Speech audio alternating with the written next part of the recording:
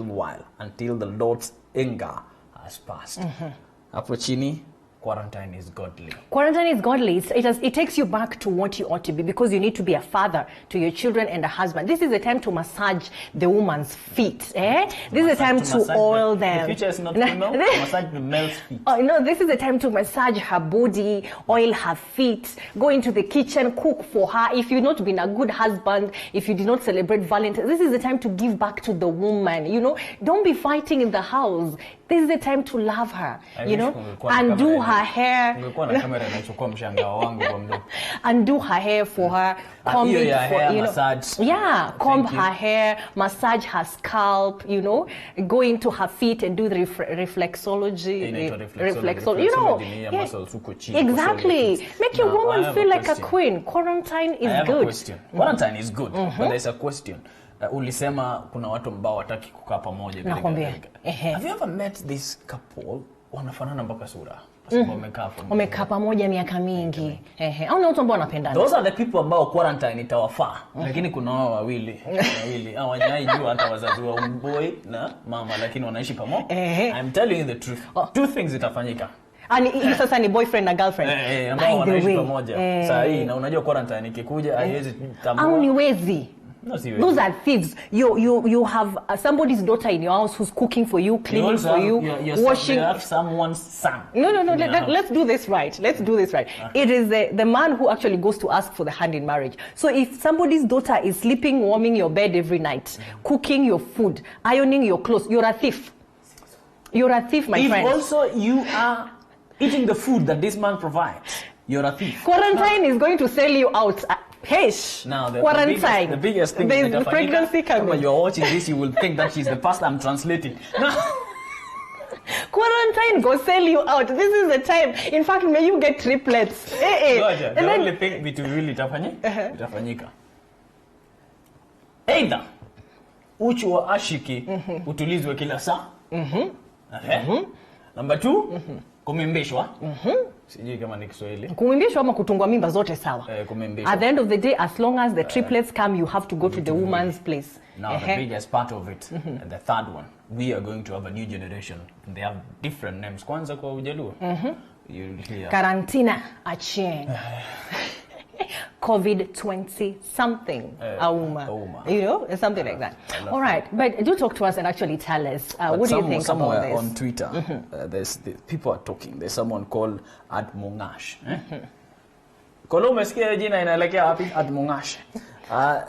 Anasema this is at KE_Frida. She's saying busy. Umeuliza question. Kuhusu wanaume. Is this a healthy time for couples? This quarantine period, is it a healthy?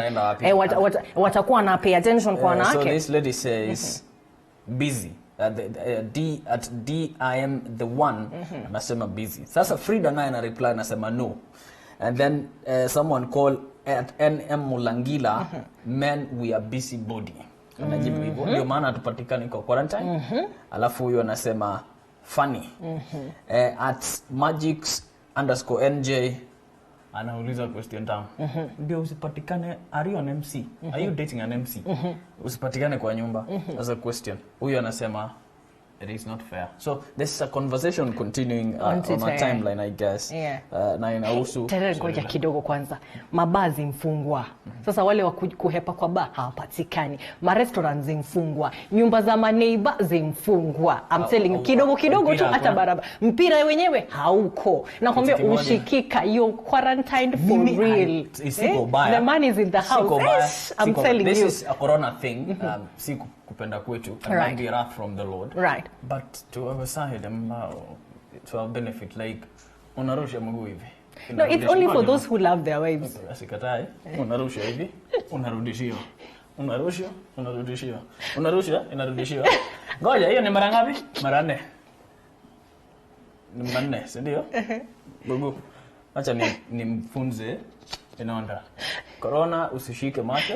But can you successfully go through the whole thing without your faces coming close to each other? So, uzuri, amesema usishike wapi? Macho, pua na mdomo. Fanya hivi, rusha mguu, akirudisha, rusha tena. Next. Ukirusha na ibaki hapo. Na kama wewe ni dem, Ukisikia iko hapo usitoe, acha. All right, talk to us and tell us exactly what you're thinking of all this. The question actually out there is this quarantine period healthy for couples or not? According to the Terror, those who are stealing goodness and sweetness from ladies, you're in trouble because you might actually get to mimbisha somebody.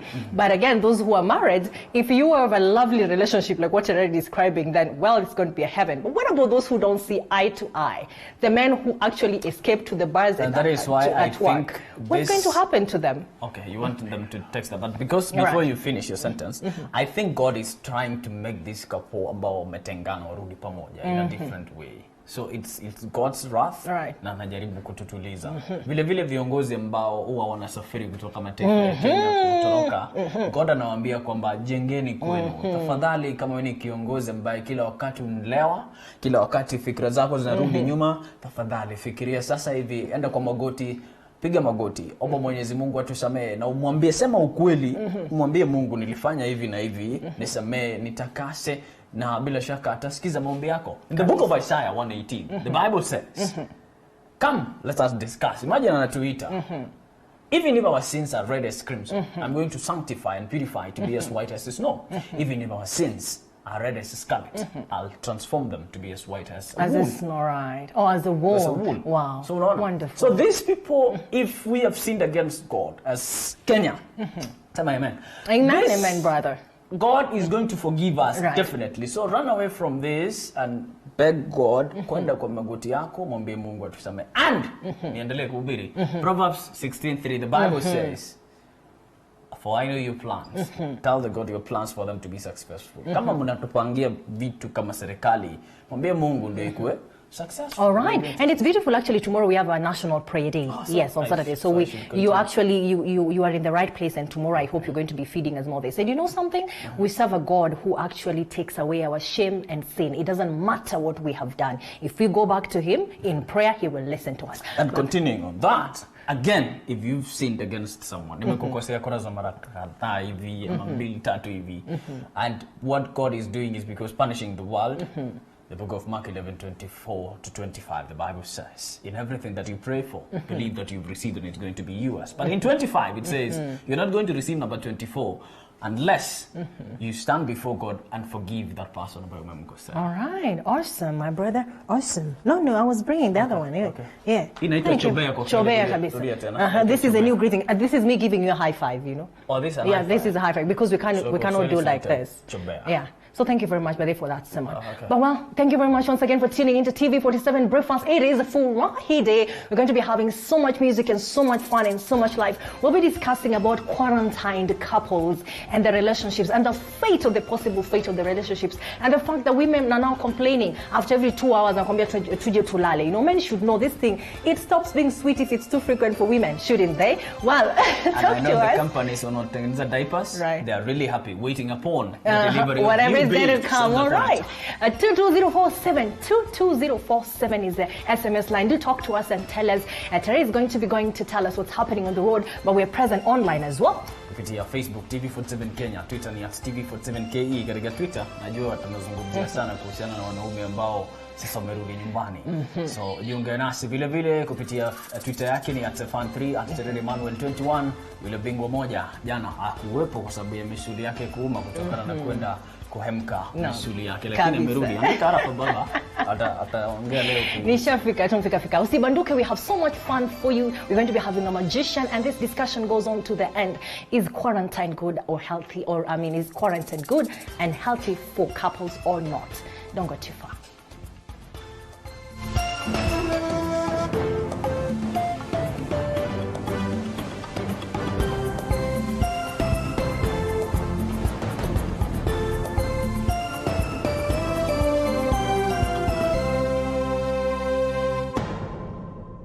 Nimelaka kombo ya Yesu Masiya, nimelaka kombo ya Yesu Masiya.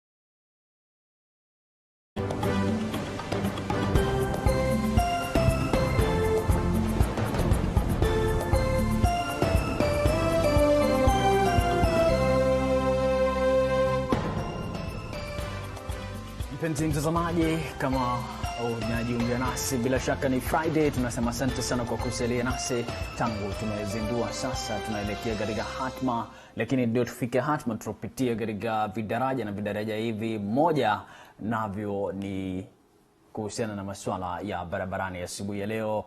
Mpenzi mtazamaji, tuanze kule Mombasa, tuangalie hali namna gani. Najua usafiri ndio unapungua sasa hivi kwa sababu watu wengi, kulingana na taarifa ambazo nazipokea, kaunti ya Mombasa imefunga vituo vingi vya kujiburudisha, vile vile cyber cafes kwa wale watu ambao wanakwenda kule, beauty palace zimefungwa. Sasa inamaanisha kwamba utaratibu wa kushiriki burudani katika maeneo ya Mombasa imekwenda chini. Sasa inamaanisha kwamba safari ziko na unyofu mwingi sana. Angalia tukitokea katika maeneo ya Malindi Road,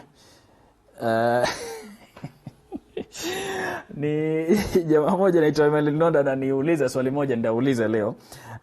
Malindi Road bila shaka ndio hii hali namna hii, bila wasiwasi utasafiri, itakwenda sawa.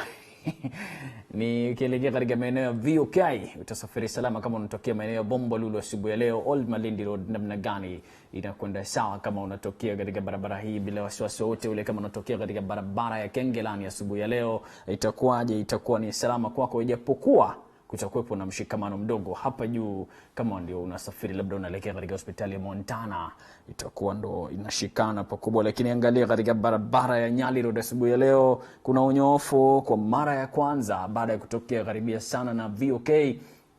Utaingia katika barabara ya Nyali Road hapa bila wasiwasi wote ule. Unaona kuna utaratibu mwingi sana wa kusafiri kama unaelekea katika soko la Mariakani. Ukiingilia katika Links Road asubuhi ya leo, itakuwaje? Inakuwa ni safi kabisa kwa sababu kuunganisha Links Road na vile vile Nyali Road inaonekana kuwepo unyofu mwingi sana kwa wale ambao wanasafiri asubuhi ya leo. Tononoka kama unaelekea Mayali kule katika barabara inatokea katika maeneo hayo, inaonekana kuwepo usalama. Unatokea katika maeneo ya Kikowani kuelekea Tononoka, itakuwa unyofu mwingi sana. Jiunge moja kwa moja na maeneo ya Sabasaba, kisha baadaye utokee katika barabara iliyo karibu sana na sehemu inaitwa Sidiria. Kama unatokea Kisauni Road, bila shaka itakuwa ndo nafasi kwako kufika salama. Na vile vile Fasa Road naona iko sawa. Moyaka Road hali safi kabisa kama unatokea katika barabara hizo tofauti katika maeneo ya Mombasa.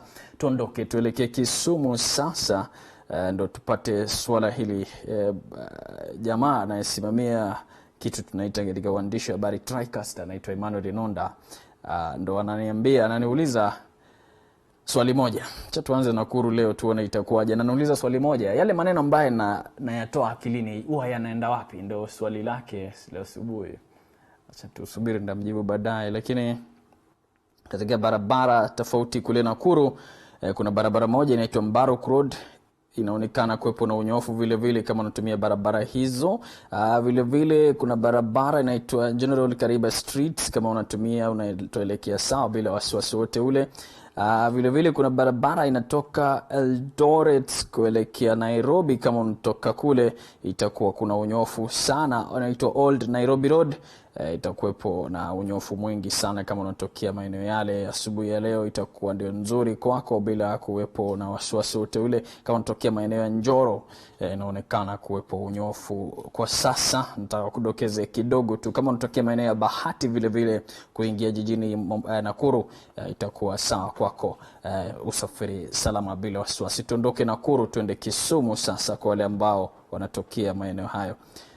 Mbona nisijaribu Eldoret pia siku moja tuone itakuwaje kwa wale ambao wanatokea katika uwanja wa ndege wa Eldoret International Airport. Kama unatokea Kapsabet kuingia mjini Eldoret, itakuwa ni sawa kwako kusafiri salama. Nandi Road iko salama sana, hakuna mshikamano wote ule. Kama unatokea maeneo ya Eldoret West, utasafiri salama bila shaka. Pioneer kwa wale ambao wanatokea katika Pioneer Estate kuingia katika barabara hiyo inaunganisha moja kwa moja Old Nairobi Road, vile vile kwako utaingia salama kama ndo unatafuta njia ya kwenda maeneo Annex. Vile vile Kitale Cherangani Road kama unaelekea kule, kuna unyofu mwingi sana kwako asubuhi ya leo. Utasafiri salama kwa utaratibu mwingi bila wasiwasi wote ule. Patie tu kidogo. Lakini kwa Kiduchu tuelekee katika maeneo ya Kisumu sasa. Kwa wale ambao wanaelekea maeneo ya Kisumu itakuwaje?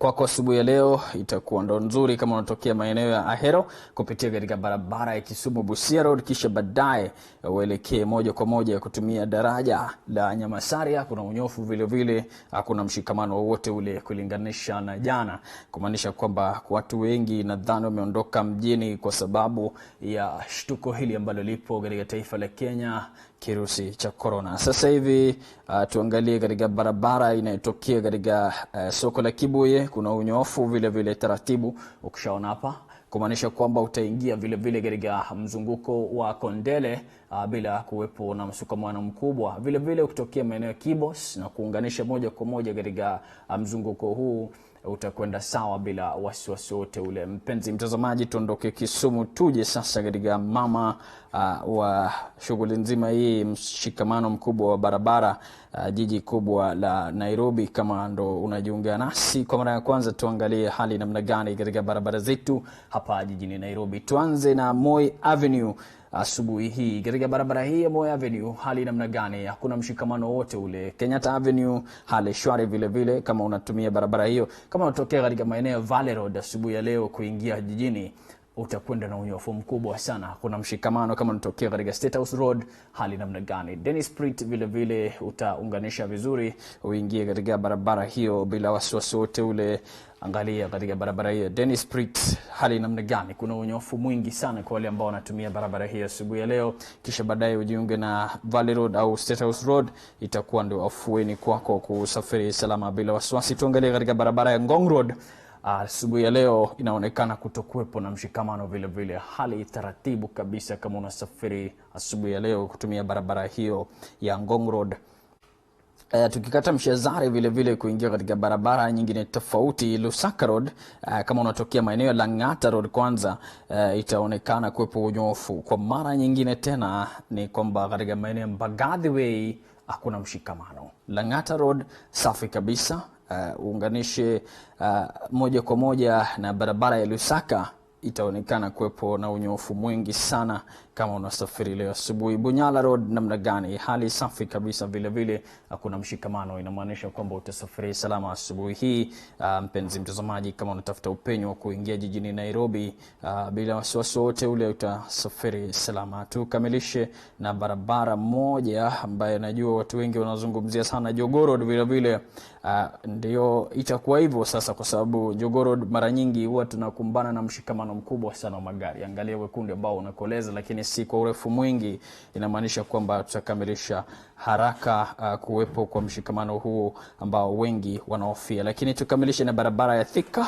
Kutoka unatokea Kangundo Road unaingia maeneo ya Mwiki Kasarani, kutokuwepo na mshikamano aswa karibia sana maeneo ya Santon. Kisha baadaye uingie katika barabara hiyo unganishe na barabara ya Thika Road. Hali namna gani? Karibia sana katika kituo cha polisi cha Kasarani, hali safi, kutokuwepo na mshikamano. Kwa wale ambao wanatembea katika barabara hiyo asubuhi ya leo, ukielekea katika maeneo ya Garden City, kuna unyofu mwingi sana. Watu wengi wamekaa nyumbani kwa sababu ya hofu ya kuwepo kwa kirusi na kusambaa kwa kirusi cha corona.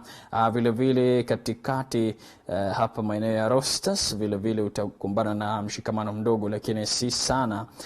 Mpenzi mtazamaji, tukielekea katika maeneo ya Muthaiga, hapa hakutakuwepo na mshikamano, kumaanisha kwamba kuna unyofu mwingi sana katika barabara hiyo ambao watu wengi huhofia kwamba kuna mshikamano. Corazon Sefan, sijui vipi hali na sehemu yako upande wa pili sasa hivi?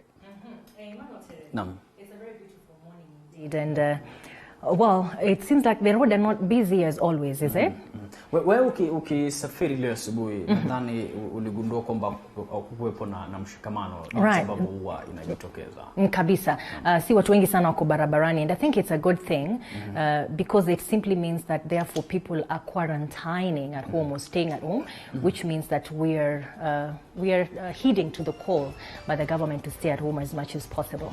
But then we have viewers who are with us already in the morning. Ibrahim Buena says that he sees I am back and he says that we should find something less heavy for me to engage in. Like oh yeah, because of the workout. Well, Ibrahim, I'm fine. Thank you very much for waking up with us as always. Tom Nyandwaro says, around here kuna kusalimiana hata na bibi bibi yako wala bwana yako. Salamu zote zile hakuna kubaya. Sasa Mungu tuokoe jamani. Like because you're talking about the relationship right now that people are quarantined.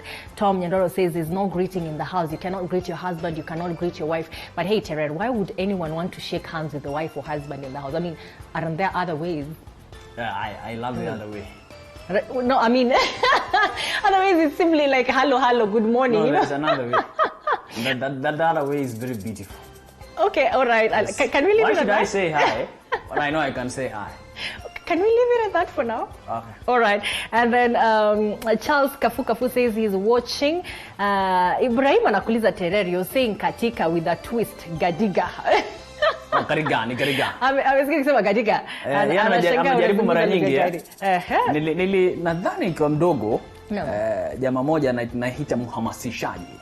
Mhamasishaji ni mentor. Right. Au aita role model, watu wengi wanasema hivyo. So role model wangu kabla kwenda kustaafu anaitwa Badi Mohusin, alikuwa msomaji wa taarifa habari katika idhaa ya KBC wakati kwa mdogo darasa la 5. Sasa nasikiza kila wakati kwamba anasema kariga. Sasa ndugu yangu ule mmoja ambaye Mungu amlaze pema peponi, akaja akaniambia si ujaribu useme kariga kama Badi Mohusin. Tukajaribu. Darasa la 5 6 tukashika. Na hivyo ndo nikaishi ulimi wangu kwa familia kule, lakini naomba radhi kama ukokosea sana bingwa. Lakini Kiswahili basi umekienzi kutoka kitambo. Wewe ni mlumbi. I really respect that. Tunashukuru. Saman says Jambo Kenya. Karibu sana Saman. We are happy to have you here. Lucy Wamboi Maura says good morning. Watching from Kikuyu town. Ujambo. Charles Kafu already right watching. Lucy Wamboi Maura says she's present. Anasema kwamba ako ndani kabisa. We appreciate your presence here with us. Do remember to contribute towards what we're talking about this morning. Emmanuel Terere and I are asking, now that men and women are quarantined together, what is going to happen to the men who escape into bars, restaurants, and take too much time out working just so that they cannot be husbands, they cannot massage the feet of the wives, they cannot oil the backs of the women. Now they are quarantined together. What is going to happen to them? Unajua bibi yako siku alisikia the word I love you. Ni siku yenye mlionekana kwa wazazi wa dem. Na ikaisha hapo. Now ninarudi home na nahitaji kuambiwa kila wakati mpenzi wangu nakupenda. Two things zitafanyika. Kama kweli ni ndoa, kutakuwepo na reconciliation, kurudiana kwa sababu ya kukaa. Hatutafanya chochote. Kitu kingine ni kwamba yule bingwa anaweza amua kwamba ataujuru kutafuta nyumba kwingine. 3, kama wewe haujaolewa na pia haujaoa na mnaishi pamoja hivi, najua kwani mimi najua hiyo inaendelea. Hata sasa hivi nimepata message kutoka kwa jamaa mmoja anaitwa Dante. Dante, usiniue lakini peleka mahari kwa huyo msichana. Ache wizi. Usimimbishe mtoto sasa hivi. Ache wizi. But I am sympathizing with one kind of a man. You know, the kind of a man who has always disrespected the woman, you know, because he can always go out and find dogondogo on the side in the bars and all. This man is back home. Definitely, I'm happy for that. Alafu, yes. Unajua kuna mama mmoja ambaye amelipa school fees kwa muda mrefu kwa watoto wake. Kwa sababu baba hatajui nambari ya watoto. Kazi yake ni kutilia ndani. Akienda zake. Anajitoa, lakini sasa hivi Mungu kwa nguvu zake na hasira zake na turejea kwa nyumbani. Acha nikwambie, ingekuwa kwetu tungesema kwamba lak chogo. This is lak chogo, my friend. Naona dijajio anacheka tayari kwa sababu anajua kinachomaanisha. This is the time you laugh at somebody until your teeth want to fall out because now they are here. Oh my God, what's going to happen to them? Tell us exactly this quarantine period. Is it good, healthy for the marriages or not? And we have Pastor Muredi here. He's an author of the book Marriage Works, and he's going to be talking to us about this. And actually, I think his aim really this morning is to help couples who are living together to actually be able to have a better marriage now that they may have more time together to actually work on the issues and iron out whatever it is that looks like friction inside the marriage. Na ukisikiza unaitwa mara mingi kwamba babe kuja tulale. Tafadhali usikate. After every 2 hours. Tafuta usingizi. Ngoja nikwambie Tered, kata kuna wakati mwingine, let me tell you, women are not like men. After every 2 hours, really, seriously, there's a time you just lose it. Sisi hata ipitangi 2 hours. After 15 minutes you're ready. 15. Now listen, nikiwa form 1, right. Nadhani wakati wetu bado si mzee vile, I'm still 21. So Jio tafadhali usicheke hii. So siku moja tukiingia form 1 kulikuwa na hiki tunaitwa kuwa monolized. Kabisa tulikuwa tunapelekwa mbaya. So nimeingia and then this guy alikuwa mrefu na mbabe. Akakuja. Nilikuwa nimemaliza 3 weeks form 1 and then party yetu ilikuwa day school. So akakuja akaniambia, kijana, unajua Kiswahili yetu hakuna hatupati. So akasema, kijana, kuja hapa. Nikaenda. And then what he said is, ni saa 8 mchana, kumbuka hiyo, alasiri. Tafadhali tafuta giza, leta nifunike, nataka kulala. Sasa utayokota vipi giza yenyewe? Hakuna kitu ungefanya. Ya pili, ni rafiki yangu, tumeenda kitchen kupanga line, tunasubiri food. And then tukapewa. Yule jamaa bado alikuwa mbaya tu. Akaipiga teke sana ya yule bingwa kutokea chini. Ugali kaenda wapi? Juu nasukuma form 1.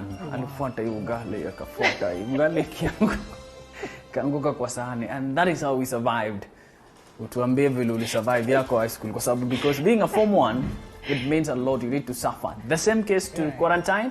It's like being a form 1. You're going to get all the punishments. You're back to zero. Just stay with us.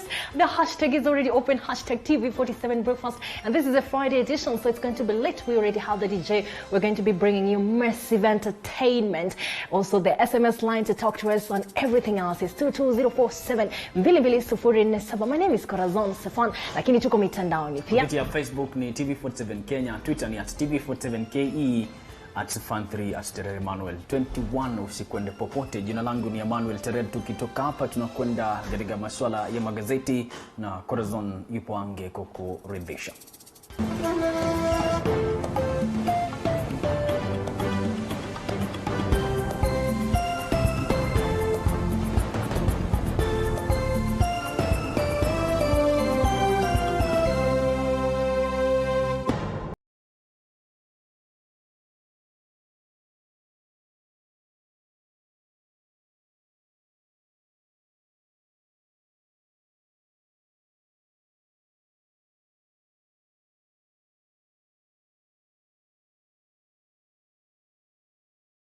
Respiratory virus spreading across the world.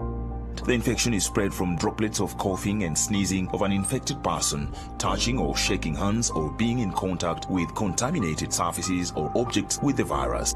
The signs and symptoms are fever, coughing, headache, body ache, difficulty in breathing.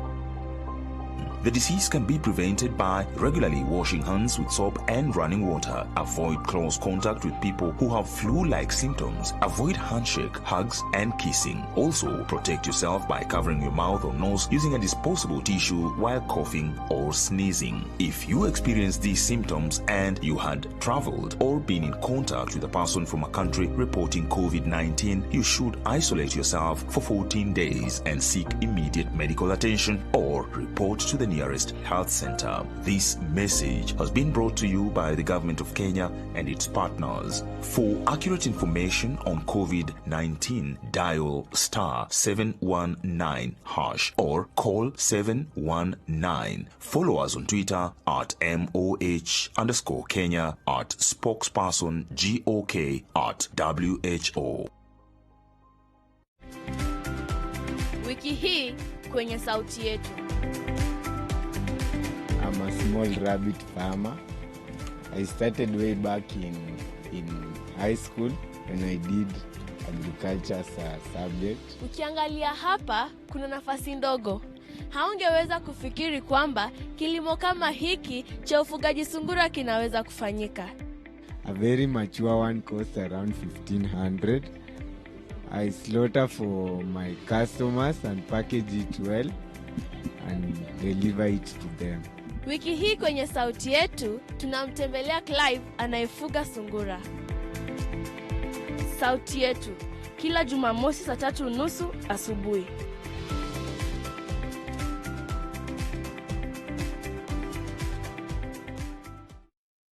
And we're down. She's like you. Very much like you. No, we're down. That's calm. He's God on the island. We don't belong here. But the devil is not.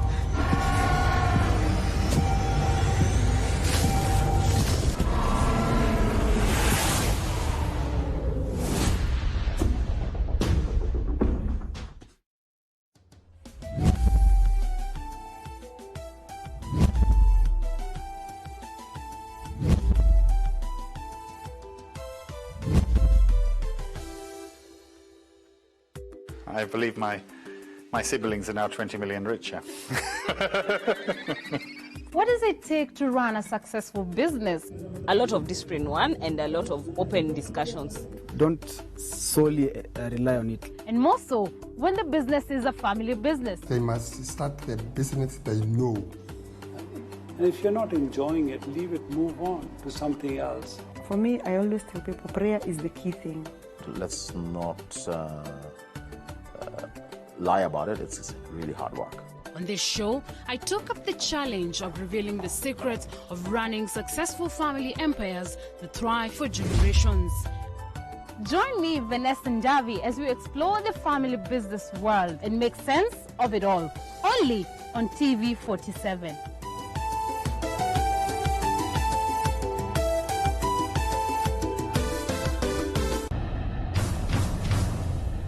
Uandishi wa habari uliokwenda darasani na kufuzu vyema umetua rasmi.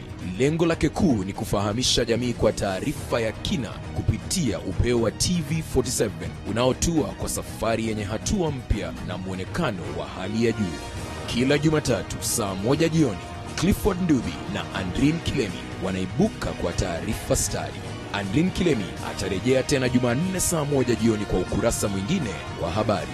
Siku ya Jumatano, Salome Mwiruri ndiye atakayepasua mbarika ya habari, na miale ya jua itakapotua magharibi. Siku ya Alhamisi, Emmanuel Terer na Liz Mutuku watatua usukani wa upeo. Mnamo Ijumaa, Paul Kirobi na Fiona Kenga watadadavua habari kwa njia ya aina yake. Jumamosi haujasazwa, nahodha wako Corazon Safen atahakikisha meli haikwendi mvange.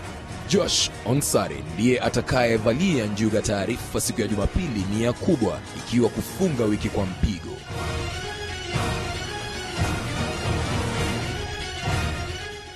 TV47, nyumbani mwa taarifa nadra zisizopakuliwa kwingine.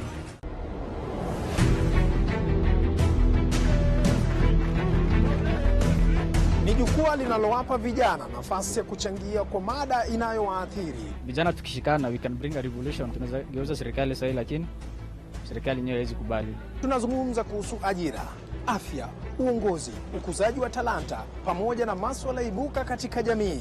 Ni mazungumzo bora inayofungua mlango wa suluhisho kwa masuala tata miongoni mwa vijana. Ungana nami Paul Kirobi kila siku ya Jumatano kuanzia saa 12 hadi saa 1 jioni katika kipindi cha Vijana Mashinani. Wakati wetu ni sasa.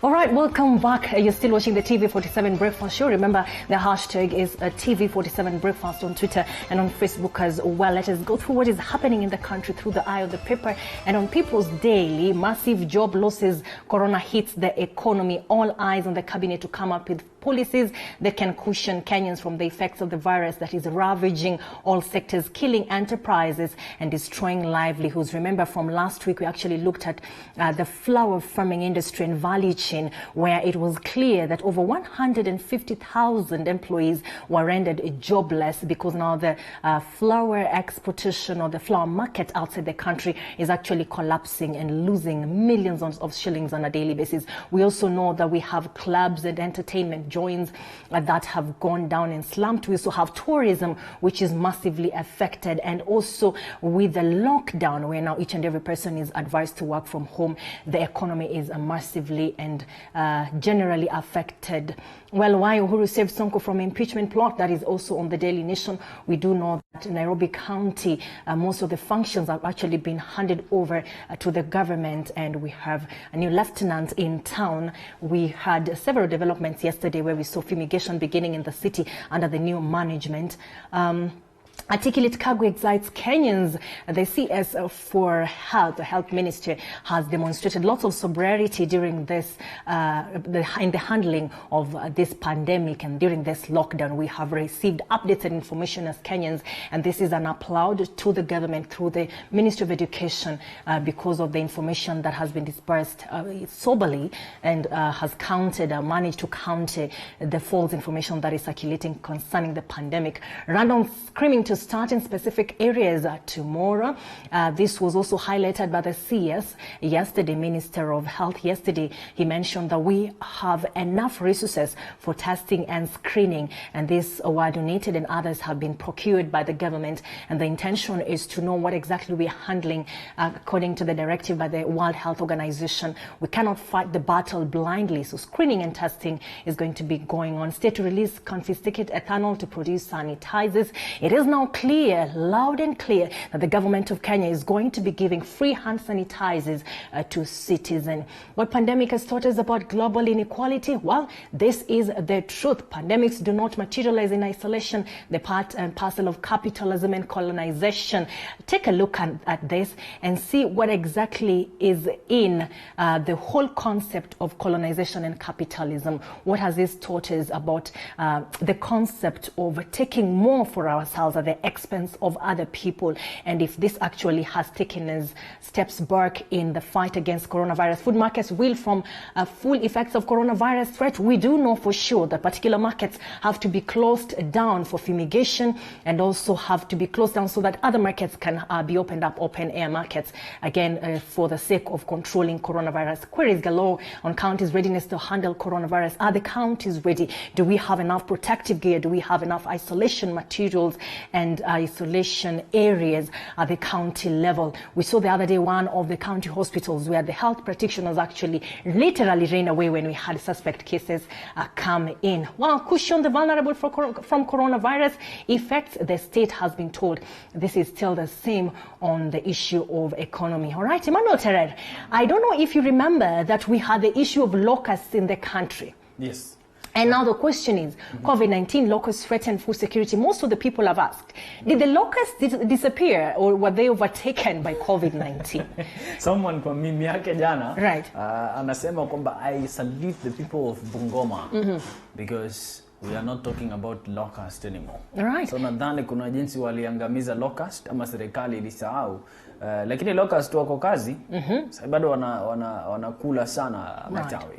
The last time we checked, over 50,000 acres of food acreage actually had been cleared by the locusts. But then it seems like one pandemic or one tragedy has overtaken the other. What is going to suffer most is food security in Kenya, especially now that most people cannot get out to actually access the food that is one, produce the food that is two, or meal and process the food to make it available and usable. But that is a conversation we need to have as a nation.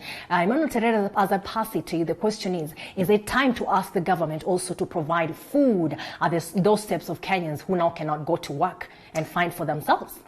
That would be the question. Right. And we would like to know what the government is planning. But the biggest question is, wakati kulikuwepo na mambo ya ukame, Turkana haina vyakula na kila kote kuko na vyakula, na sasa hivi taifa lote halina vyakula, itakuwaje? Itakuwa ngumu sana kwa serikali. Na mimi kwa upande wako umekamilisha tayari? Kabisa Emmanuel. Naam, asante sana Corazon. Bila shaka mpenzi mtazamaji, tunaendelea kutadafua masuala ya magazeti. Sasa hivi tuingie katika gazeti la The Standard na tuanze moja kwa moja katika ukurasa wa kwanza. Uhuru Rescue Plan. Uhuru, rais wa taifa la Kenya, anapanga sana kuokoa uchumi wa taifa na huenda kutokea bajeti fupi inayohusiana na masuala haya. Rais anaweza shughulikia. Taarifa hiyo ipo kwa undani sana katika ukurasa wa pili bila shaka. Alafu vile vile katika ukurasa wa 3, Kenya to host Africa Disease Control Center, kumaanisha kwamba labda pengine sasa cabinet agrees to a request by the African Union and the World Health Organization for Kenya to host 8.3 billion shilling medical research hub, katika ukurasa wa 3. Katika ukurasa wa 4, WHO cast doubts on virus cases in Africa. Utajisomea sana mbona WHO, shirika la afya duniani ulimwenguni, inaona kwamba kuna utepetevu katika nambari ya idadi ya watu wanaotajwa kuwepo na kirusi cha corona. Katika ukurasa wa 4 vile vile tukisalia papo hapo, now new case of virus as state plans random screening. Serikali inapanga uwepo wa kufanya vipimo vya kutambua ni nani ambaye yupo na kirusi hiki, lakini hakutakuwepo na mpango mahasusi haswa, lakini watafuatilia sana. Na hiyo ni katika ukurasa wa 4 wa gazeti la The Standard. Katika ukurasa wa 6, all politicians bureaucrats milk Kenya dry for 20 years, jinsi ambavyo wanasiasa na vile vile wababe wamejiingiza kuchukua na kunyonya taifa la Kenya kwa muda wa miaka 20. Vile vile jana katika kufunga soko katika maeneo ya Lubao, waligundua kwamba tayari kumetokea tafrani baina ya polisi na wakazi maeneo hayo. Ni katika ukurasa huo wa 6 gazeti la The Standard. Ndio hivyo, swali umeuliza Corazon sasa hivi katika ukurasa wa 8, lack of plan to supply food will hurt the poor in isolation bid. Katika shughuli za kwenda katika karantini, mpenzi mtazamaji, kawa ndo itakuwa ngumu zaidi kwa wale watu ambao hawana vyakula. Ni katika ukurasa wa 8. Katika ukurasa wa 10, pandemic locks half of world's children youth out of schools. Watoto wengi watajipata nje ya shule sasa hivi kwa sababu ya kuwepo kwa kirusi hiki. Lakini kuna swali linaulizwa pakubwa sana katika ukurasa wa 15 gazeti la The Standard, are radio lessons for students during the lockdown a good idea? Ndilo swali linaulizwa sana. Kuna watu ambao wana redio, kuna watu wana simu, kuna watu wana runinga, na wako na watoto ambao kwenda shule. Unatarajia vipi watasoma? Ndilo swali kubwa linafaa lijiulizwe katika ukurasa wa 18. 4 Japanese denied entry to Sierra Leone over virus symptoms. Wamekataa, lakini tuangalie moja kwa moja katika ukurasa wa nyuma gazeti hili la The Standard. The world to miss Kamoror week, kwa sababu nadhani kutokea na hiki kirusi cha corona. Ukurasa wa spoti, can FIFA agree to tribunals call for normalization team? Katika ukurasa wa 47, go and self quarantine. Hiyo ni ukurasa wa 46.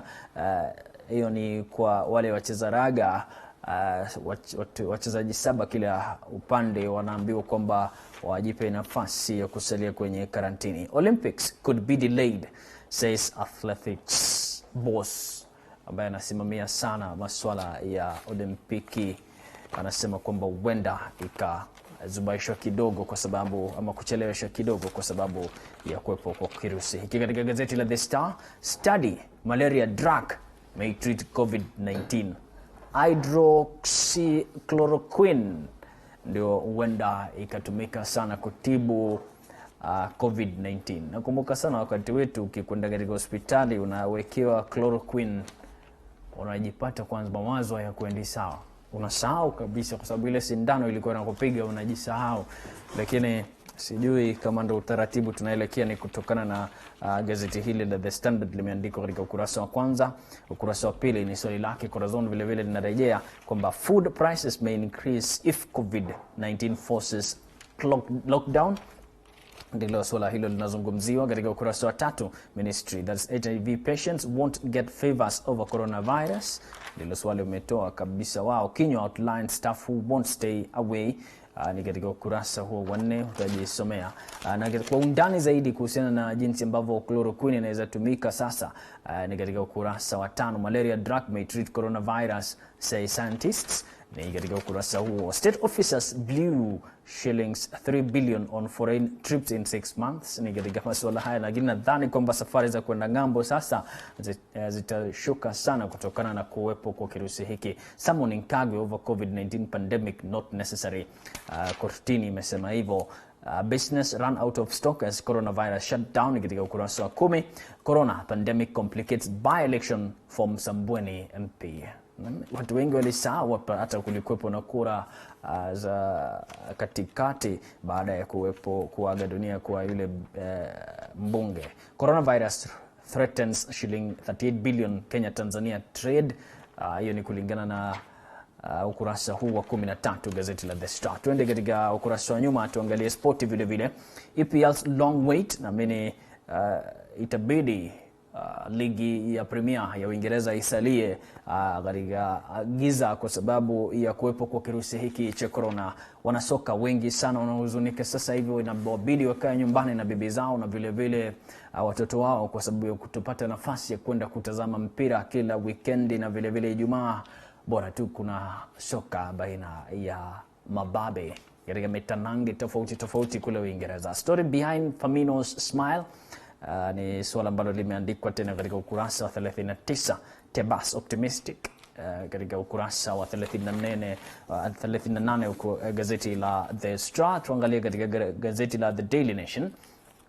Ukurasa wa kwanza nasema virus Uhuru faces devil's alternative. Hiyo ndio utajisomea sana kutaka kujua. Damned if you do, damned if you don't. Locking down the country completely will slow the rate of infections, but it could kill the economy. Without food, water and security for all, it could also be a recipe for social and political chaos. Ni katika ukurasa wa 2, 3, 4, 5, 6 na 8 utapata kujisomea wewe mwenyewe kulingana na utathmini wa gazeti hili la The Daily Nation. Inside Uhuru's grand plan to avoid total COVID-19 lockdown. Katika ukurasa wa 2, shilling plunges to record low as coronavirus takes toll. Ni katika ukurasa huo wa 3. Katika ukurasa wa 5, hasty burials, no disco matanga, no feasting. Vile vile sasa ni katika ukurasa huo wa 5. Katika ukurasa wa 4, virus fears fuel mad rush back to the villages. Watu wengi wanasafiri sasa hivi kuelekea mashambani na huenda ikawa ndio hatari kubwa vile vile, lakini tufanyeje? Tumuombe Mwenyezi Mungu aturehemu, atuoghofirie dhambi zetu za dhahiri na siri ili nasi tukwepe hasira zake. World struggles to stop the handshake. Sijui ukijisomea sana utagundua kwamba sasa hivi katika ardhi ya Mwenyezi Mungu salamu ya kupokezana mikono haipo tena kwa sababu ya kuwepo kwa kirusi hiki. Na najua kwamba kitakapozama kirusi hiki, sisi tutasalia na uoga wa kusalimiana. Sasa salamu na tamaduni ya Afrika ya kusalimiana itakwenda alijojo. Kenyan shortlisted for shilling 100 million global prize. Ni katika ukurasa wa 9 katika gazeti la The Daily Nation. Mpenzi mtazamaji, intrigues that led to the crumble of Uhuru's deep end press team. Hii utataka sana kujisomea. Mbona Eric Ngeno na vile vile Dennis Itumbi waliondolewa katika PSCU, Presidential Strategic Communication Unit? Mbona waliondolewa hawa wawili? Kunradhi mpenzi mtazamaji. Miraa growers hardest hit by Somalia flight ban, kwamba wasafirishi tena miraa kuelekea kule Somali. Tukamilishe sasa katika ukurasa wa mwisho gazeti la The Daily Nation. Drive to reduce counties shillings 316 billion over virus fail. Ni katika ukurasa wa mwisho The Daily Nation. English football extend shutdown to April 30th. Olympics could be delayed. Ujue kwamba mashirikisho makubwa ya soka ama shirikisho kubwa la soka ulimwenguni FIFA ndio ipo katikati. EPL, UEFA vile vile ndio inaangazia masuala mengi kuona kwamba kama mashirikisho makubwa kule barani Ulaya na timu mbalimbali kama zitarejea katika mitanange tofauti kupepetana kutaka kujua ushindi utakwenda kwa nani au utakuwepo kwa sababu ya kuwepo kwa kirusi hiki cha corona. Mpenzi mtazamaji, how KPL champions could be picked, katika ukurasa wa 53 gazeti la The Daily Nation. Ni katika hali za sporti, lakini mpenzi mtazamaji, asante sana kwa kusalia nasi. Baada ya hapa tunakwenda moja kwa moja, lakini naambiwa kwamba kutakuwepo na mapumziko, lakini salia nasi kwa sababu hapa ndipo tunakupakulia yale yote ambayo ni nadra sana kupatikana katika runinga nyingine tofauti. Jina langu ni Emmanuel Terere. Tuende katika mapumziko, tukirejea tunafululiza moja kwa moja kwake mwenzangu Corazon Sifan.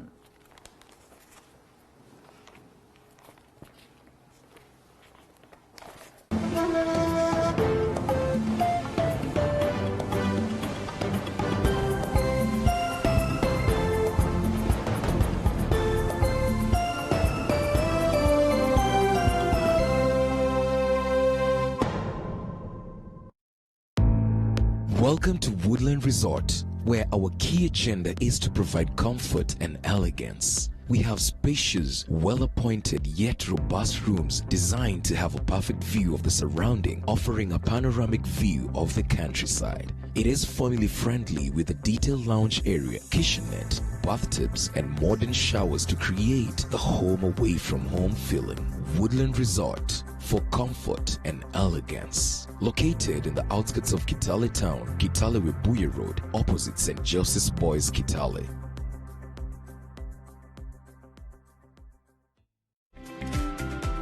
Wiki hii kwenye sauti yetu. I'm a small rabbit farmer.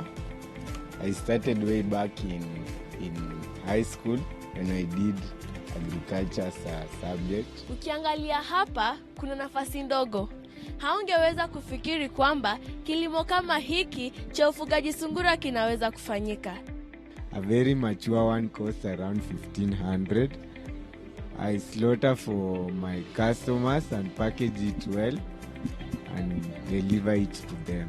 Wiki hii kwenye sauti yetu tunamtembelea Clive anayefuga sungura. Sauti yetu kila Jumamosi saa 3:30 asubuhi.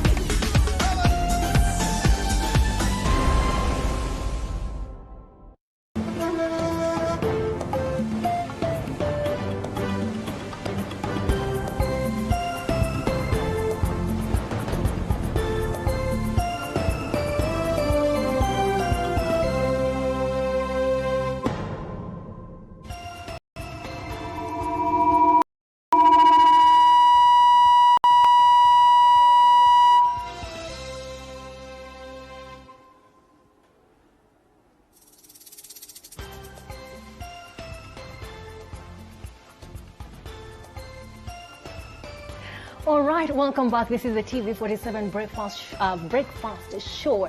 Hashtag TV47 Breakfast on Twitter and on Facebook as well, at TV47KE on Facebook and Twitter. Do remember also you can stream us live on our social media platforms. Now, it is a complicated time in history for the world and for Kenya as a country. And this is because of the coronavirus pandemic, which is a global pandemic clearly sweeping across the world. But something else is happening. Now, families are closer together. The husband, the wife, and the children are together. For those who are in family setup, for those who are not in conventional family setup, now the siblings are together. Now those who are in relationships are together. They have to live together in the house under the same roof because people are in some sort of a lockdown.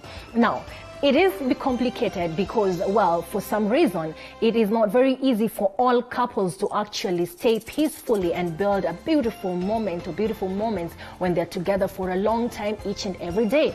But it could be a very beautiful moment for those who know how to put it together and work harmoniously through this period and actually spend time together. But how exactly do you know what not to do and what to do? The small things that can make it better, how far you can go. I hear marriage has no manual, but I'm not an expert at this. I have Peter Mureithi, or Mureithi, he's going to tell me how to pronounce that better, who is a pastor and has been in a working beautiful marriage. He has been my pastor at some point for 25 years, and he's an author of Marriage Works, a book that actually takes you through what works in marriage and what can build a beautiful marriage. PM, as we call him, Kule Kanisani, is here with us. Karibu sana PM. Am I allowed to call you PM? Kwa sababu tumezoea kule kanisani, that's how we call you. That's okay. Good morning. How is this quarantine and the whole coronavirus pandemic going with you? Well, first of all, I want to say thank you for allowing me to be here. Now, this matter of coronavirus is quite a serious matter. Right. But I want to begin by saying that there is always hope in God. There is a lot of hopelessness amongst many people, but we want to speak from the side of God and tell our nation that God is not asleep. God is still in charge. He's still alive.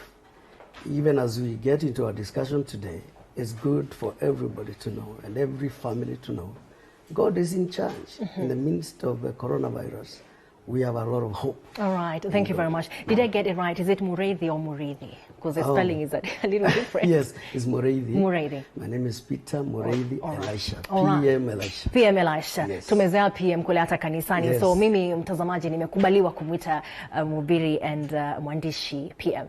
All right. Marriage is a complex union. Yes. By all means. And now people are together. What does this mean for the unit of marriage as we start? This means different things to different families. Right. To some of the families, it means a great time of building their relationships. Because when people are together, relationships grow. It's not always a bad thing when people are together. But there is also another problem. There are families, there are people that don't know how to live together, though they are families or they are in marriage. And they like the time of being away from each other. So this could be a very trying time for such families because they are wondering what to do with each other. Now we are here every day. Right. And looking at each other every day. Yes, and we are not used to this. When I was growing up, I got to know that there are husbands who like working away from home. And I saw it in the village, that the mother stays at home, and the man is out there looking for money and resources. And therefore, he comes once a month. That is about 2 days, Saturday, Sunday, and Sunday is off, back to work. And so now, a time comes when there's no that work, okay? There's no demand to stay right. in one point, and the man goes home. he is a stranger. Right. A stranger to the children and a stranger to the wife. Right. Where do they begin from? Because, well, the other escape route would be social and entertainment joints, but this is closed down as well. This man, if indeed it happens as you have described, is a complete stranger to the wife and to the children. He is seated now watching you. Where would he begin from? I see in your books you've talked about the small things that build a relationship. What are the small things and the small steps he can take to make this happen? Me, you know, God works in different ways. Even this could be working out for a certain family to get healed and to be able to live together. Though it looks very bad, the coronavirus, but some people may be forced to stay at home, and this is how it should be. You begin by accepting the fact we are here and we have to stay here. So the best thing is to accept the reality, you know, so that you don't have a mental problem, because you can break down. You can go mad, literally. Because what is this now? Right. The children are here, you know, the schools, they are already closed down. Right. And now I'm here at home, and my wife is here, and we are not used to be together for this long. What do? Begin by, first of all, just get to the home and stay. Don't talk much, because you're not used to. Maybe spend some time sleeping as you familiarize. You know the way people do it when they are courting. Right. You don't just go into it. Baby steps. Step by step. And begin by, you know, listen to how they talk and what they say. And what happens in this home. You are a stranger. And by the way, we had even come to a place where I witnessed one family. It was not just the man, it was the woman who goes away, who goes on trips for months and months. So what do? Find out, where are we? Where is this home? You know, don't try, though you are the head of the family, don't try and take over something you have not been built. Don't force your way inside. Yes. I think this brings me back to where you started your book, that marriage is actually founded on wisdom, knowledge, and understanding. Correct. You don't use your thorax or force. It brings you back to the foundation of what a family unit is about. Yes. You know, man is the hand of his wife. That's Bible, because that's what I depend on. Man is the hand of his wife according to the word of God. But that does not mean he is a dictator to cause or to push things to happen. Headship is not taking being I would put it this way: to be a head does not mean you are a bulldozer. That everything that you say must happen. So this is what this man should do: relax. Stay away a little bit, watching how things are done here, then begin to come in slowly. And begin to, you know, what happens in marriage? There are small acts, small things that we do to be able to live together. Right. Acts of kindness. Sometimes I've seen my wife, when we are not very, you know, marriage goes through issues. About 25 years in marriage, I can confidently say a few things. Right. Marriage sometimes goes through down times. And this is what I've seen sometimes my wife do. She will wake up early in the morning and do a cup of tea for me and bring it at my bedside and call me. Sometimes she calls me the way you have called me, PM, something here for you. Now, those are small things. So that alone begins, if we were not talking, definitely we begin to talk. So small things begin. So she brings that. Now when I'm taking that, I'm happy. A discussion begins right there. So this man who has been away for this long, the wife can begin with some wisdom and allow him to take his place as the father and the husband of the home. Give him the respect he deserves in the house. Allow him to catch up, because now he cannot run to the club. Right. you know, they are shut down. Right. We've got to be at home. Kindness and love. You've actually also mentioned love notes, you know, Yes. writing each other, doing beautiful things for each other in the house. But now there are situations where there has been a lot of conflict and friction between these two people. I know of homes out of testimonies from my peers who have parents who have not spoken with each other for some time. Can this heal? Things like the small gestures, now that people are together, can they heal a marriage, or is this a moment now you really need to turn to God? Let me tell you, there's nothing that God cannot do, even the very difficult marriages. Right. I had an experience with a friend of mine that the husband had left more than 20 years. Left home and all. And now the children are now mature, they have settled the mother and all that. But this man just comes back in the middle of the night. The man is here. What do? You go to open up the door for the man and begin somewhere. You see? Now, this is what I would suggest to such a man. You don't need to do such a drastic thing. Begin by a call, or an SMS, a message. Just say, hi. Hello, beautiful. Don't begin with beautiful. Begin with hi. Yes. You see whether there will be a response. Right. So then you begin to bring nice words. Yes. And I've learned with time that women eat beautiful, sweet words from husbands. Right. So husband, talk well. Talk to your wife, bed by bed. Right. You know, I've been missing you. Oh, this word. Now that is not common in the mouth of married people. Right. You will hear, I love you, I miss you, I long to see you. Right. For those people who are trying to look for each other, trying to quote one another. But when we settle in marriage, we get used to one another. And I want to say this, it's important to revive those ones. The sweet nothings, as we call it. In the midst of coronavirus, tell somebody, I love you. Yeah, right. Be sweet. And also, nobody knows just how long we have to live. Do talk to us and tell us. You can also tell us exactly what you think about this. Building a marriage during this quarantine period. Is it a healthy moment for marriages or not? 22047 is the SMS line. And also, you can talk to us on @TV47KE, our timelines on Twitter and on Facebook. You can ask Pastor Peter Murray their question concerning marriage and how to make it work. But I know something else that's happening here. There is anger. How do we deal with anger?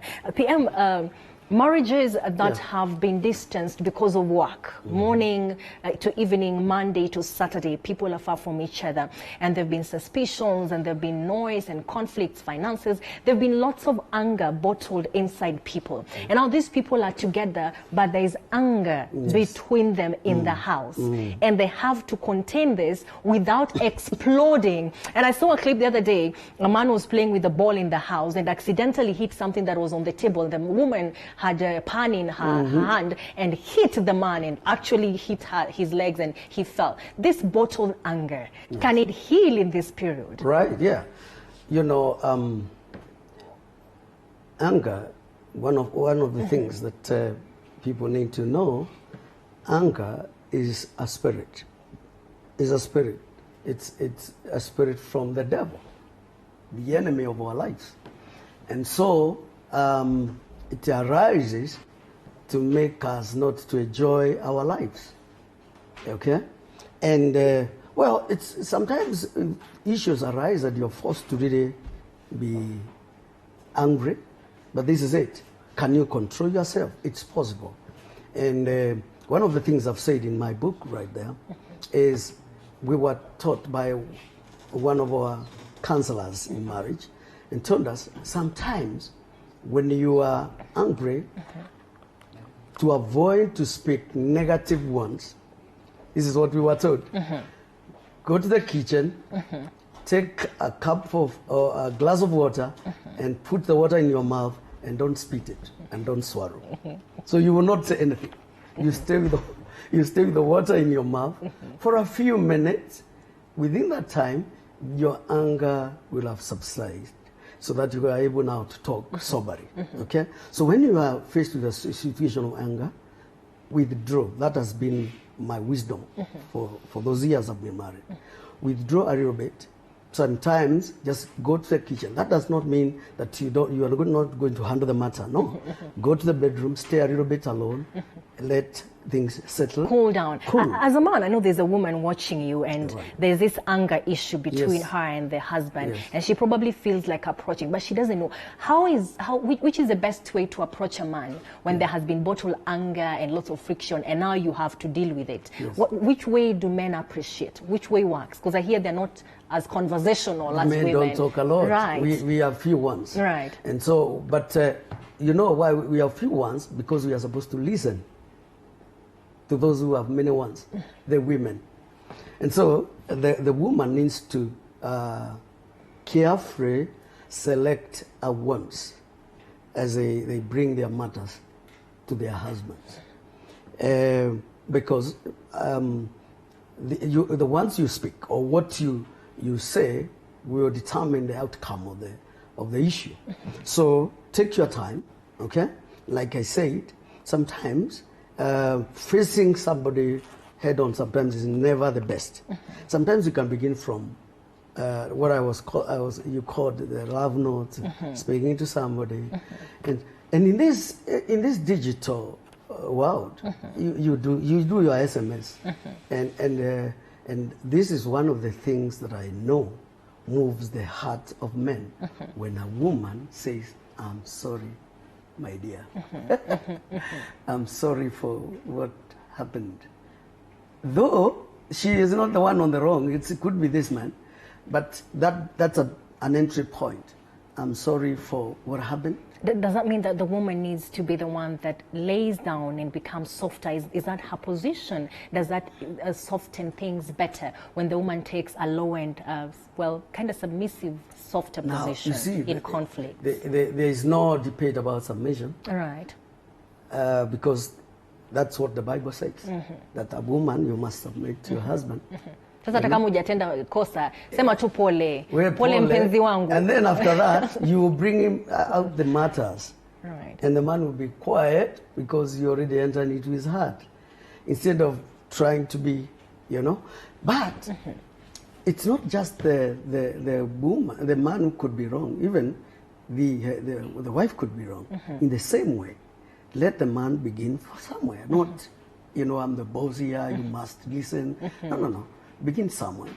My dear, I can see you're not very well today. I'm sorry. You're right. Is this what you call tuning into your partner in your book? Tuning in, yes. Yes. You're trying to tune in into your partner's heart, because they are human beings. They'll get hurt by your actions, and especially this time you're together. So what do?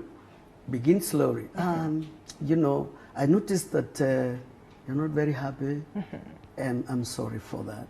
And then now we have now this time of quarantine, it's now very tricky because what we do at that moment is touch. In the normal circumstances, when you want to bring in a rapport and you begin to talk, it's touch. Touch works very well. When you touch somebody, something happens. But now we are not touching. Right. No, but in the house, I'm thinking if you're all quarantined, yes, maybe you're both safe. Yeah. In this case, as long as you know that you are together here, right? You can. When you touch something, the body reacts. The body reacts, and you begin to have some entry point. But don't ever push your point through. Don't ever do that. Right, because it's now thorax. Yes. I know I'd like to ask about the complaint right now, because we asked this question in the morning together with Emmanuel Terrer, and most of the ladies are saying men still don't have time even for them right now, that men deliberately avoid the responsibility of being nice, of being kind.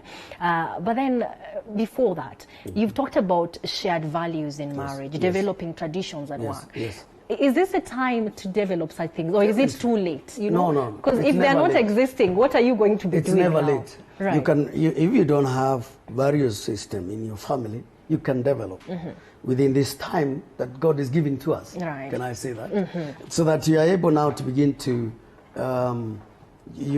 build up a various system for your family. One of the things I know, I believe is this, that every family has a reason for their existence. God does not bring two people together, and even give them children, or even if they are not children, without a purpose. There is a purpose for every family. Even those that are worrying and they're in trouble, God was not asleep. He allowed it to happen. He allowed you to be married to one another. And therefore, there is a purpose for that. And it's important for every family, whether they are drunkards, whether they are very wonderful people, Christians who are going to church and all that. It's important for every family to know what is their value system, what develop their value system, and it begins by knowing what is the purpose of our existence as a family. Right. What is it that we live for? For example, maybe I give my example. In my family, right from the onset, it was clear to us that God wants us to be together for the sake of other people. Okay? And so we have a family mission statement that we say that we exist to make the life of others better. You know, now every family needs to have such. Now that is what drives us in the actions that we do and the things that we do in life, because we know as a family we exist for the sake of other people. So we will go out there to try to make lives of other people better with whichever means. By preaching, we preach. Counseling couples and families, we do that. And also, acts of kindness. You see? So let every family, and now this time, begin to think, begin to talk. Now you've already developed a rapport after being away for long. Begin to talk and say, by the way, why did we get married, by the way? What was it? Because some especially today, the young couples we are seeing today, some of them we handle in our church, is they just got infatuated and they found themselves together. And there was no talk, they didn't know why they are here. Others, they just found themselves like husband and wife without planning.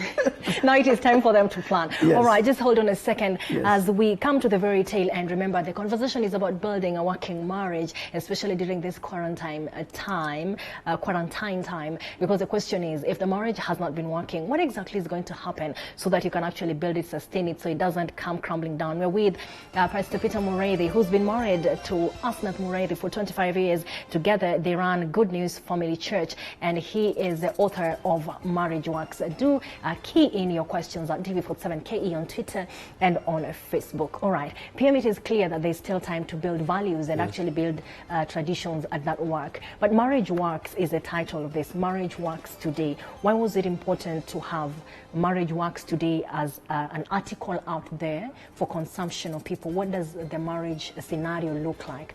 And also, well, the question that's on social media, on our Twitter right now, that men are still not making time for their women. What is happening as we finish? Right.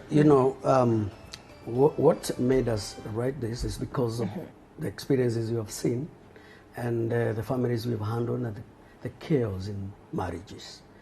And so we decided, or we felt like we need to make an announcement to the world around us that despite the many divorces and many separations that we are seeing in families, there is still some hope where I began. That marriages are still working today. So in here, do we find hope or do we find the process of making it work? Both. Both, all right. We begin with the process because we want, our life itself is a testimony that it works. Right. At least 25 years. What I did is I've included a few couples' testimonies in that book. One of them is our best couple, married for 38 years, Wow. and another older couple, 40 years. And then the younger couples, two of them there, we have included, giving their testimonies about how marriage is working for them. Now, listen, if men want, there is something in men, ego of man. And that is what is happening with the men that are not able to open up to now. Now, this is it. It's upon their wives and their children, if they are able, mature enough, to try to bring in dad, so that they begin to be comfortable here, all right? Because you can't run away forever. No. Just calm down. You men that are trying to run away, listen to your fellow men.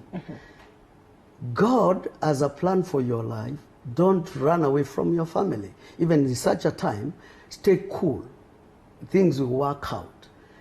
Calm down. Don't remain so high with your pride. And ego. That ego.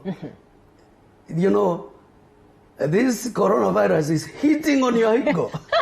It's going to eat on the ego anyway. Thank you very much, PM. Where do we find this book and how much? Yes, this book is found in our offices in Kahawa Wendani. Okay. Good News Family Church. All right. And it's retailing for 500 shillings. Okay. And it's available. It can be ordered. You can order through from our Facebook, Peter Elisha. And also a Good News Family Church. All right. You can get our group on Facebook, and you can order through there. All right, Good News Family Church. Thank you very much. And I know that you're going to be building more of this for the sake of the current families. Thank you very much for tuning in to listen to Pastor Peter Muraidhi, as we call him. He used to be my pastor back then. He's PM. 25 years of marriage to Asanat Muraidhi. It's a quarantine period, and couples have to stay together, whether they have been talking or not, whether they've been building beautiful moments or not. But exactly how do you begin if you have been a stranger to your own home?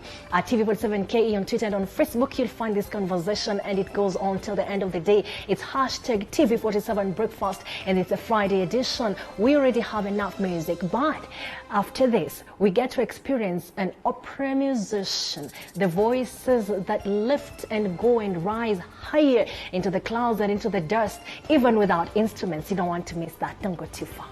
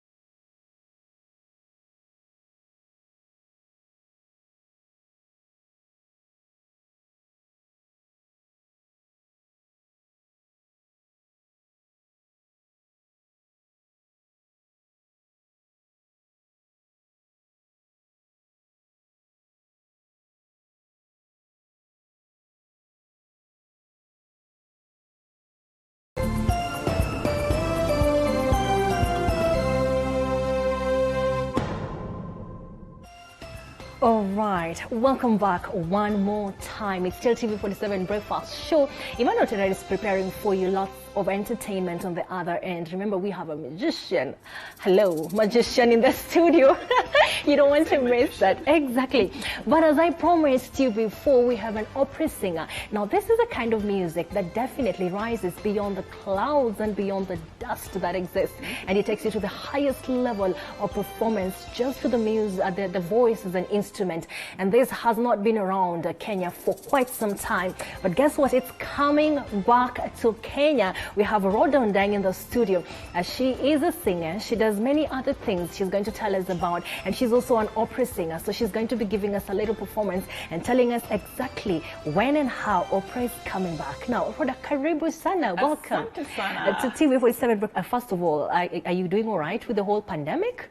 I'm doing great. Right. I'm singing. Right? Yeah. That's amazing. If there's nothing else we can do, we can sing, make music. Of course, if we're not sick, because then that affects the airwaves. And let's make that's merry. what we need. Let's make merry. Let's do that. Let's live. All right. Yeah. Rhoda Ondang, there's a name that I've avoided deliberately. Yes. Who is Rhoda? Singer, opera?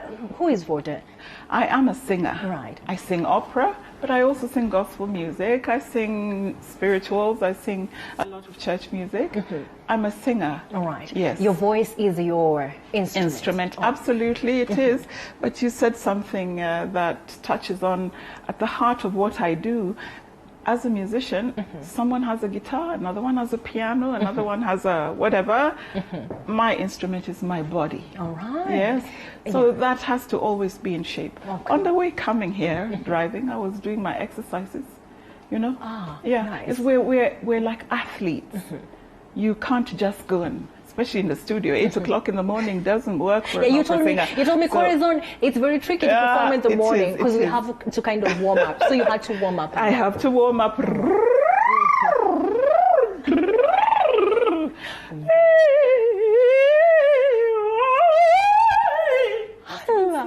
To get the voice to wake up. All right. Yeah. Takes me back to the Shakespearean days that I watched just on TV. When you were a kid. yeah, I watched a lot of that. But opera music, this is a special kind of music. And it seems like we are losing touch with the reality and the core and the beauty of music. Well, the thing about opera music, it can be a bit misleading, especially here in Kenya, because people don't know what opera is. Right. Yeah.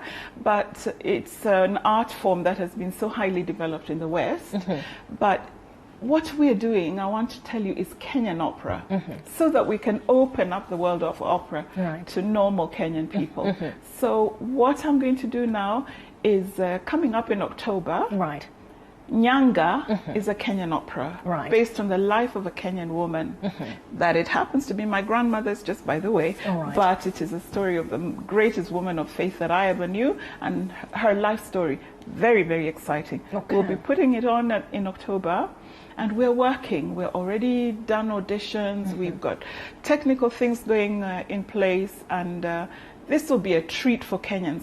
But beyond that, and most importantly, Nyanga will be a platform for raising standards of music in the country. All right. So Nyanga is the name of the event. Is the name of the opera. Of the opera, Kenyan opera. Kenyan opera. What is going to be happening? Are we going to be having opera performances from Kenya or from other countries? It will be a Kenyan opera for Kenyans at in a venue in Kisumu County. In fact, the Kisumu County have offered to be the hosts for this. Okay. So you know, it's Kisumu is headed by somebody who has an exposed mind, and having used that word, I can tell you that my organization, Baraka Opera Trust, has as its motto to expose, to educate, and to inspire. Okay. We're doing a lot of work already.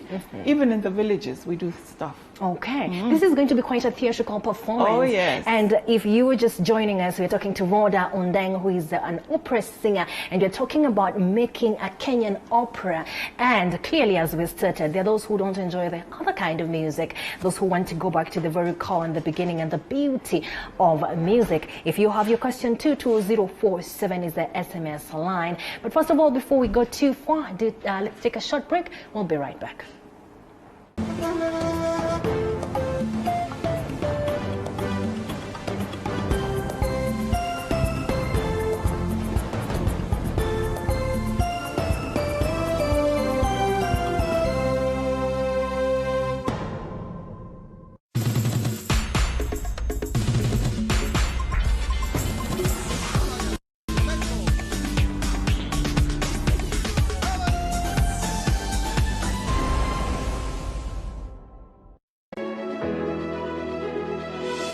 With every new week comes new adventures, fresh expectations, and new stories to tell.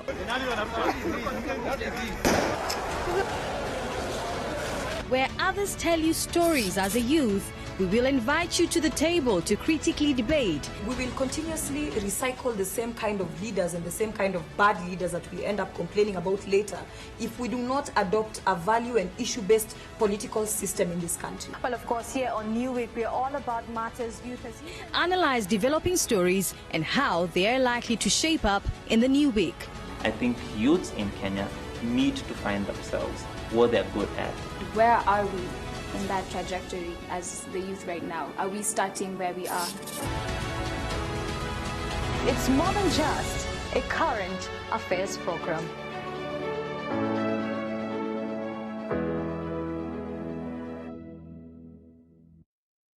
And we're down. She's like you, very much like you. And we're down. That's calm. He's God on the island. We don't belong here. But the devil's not.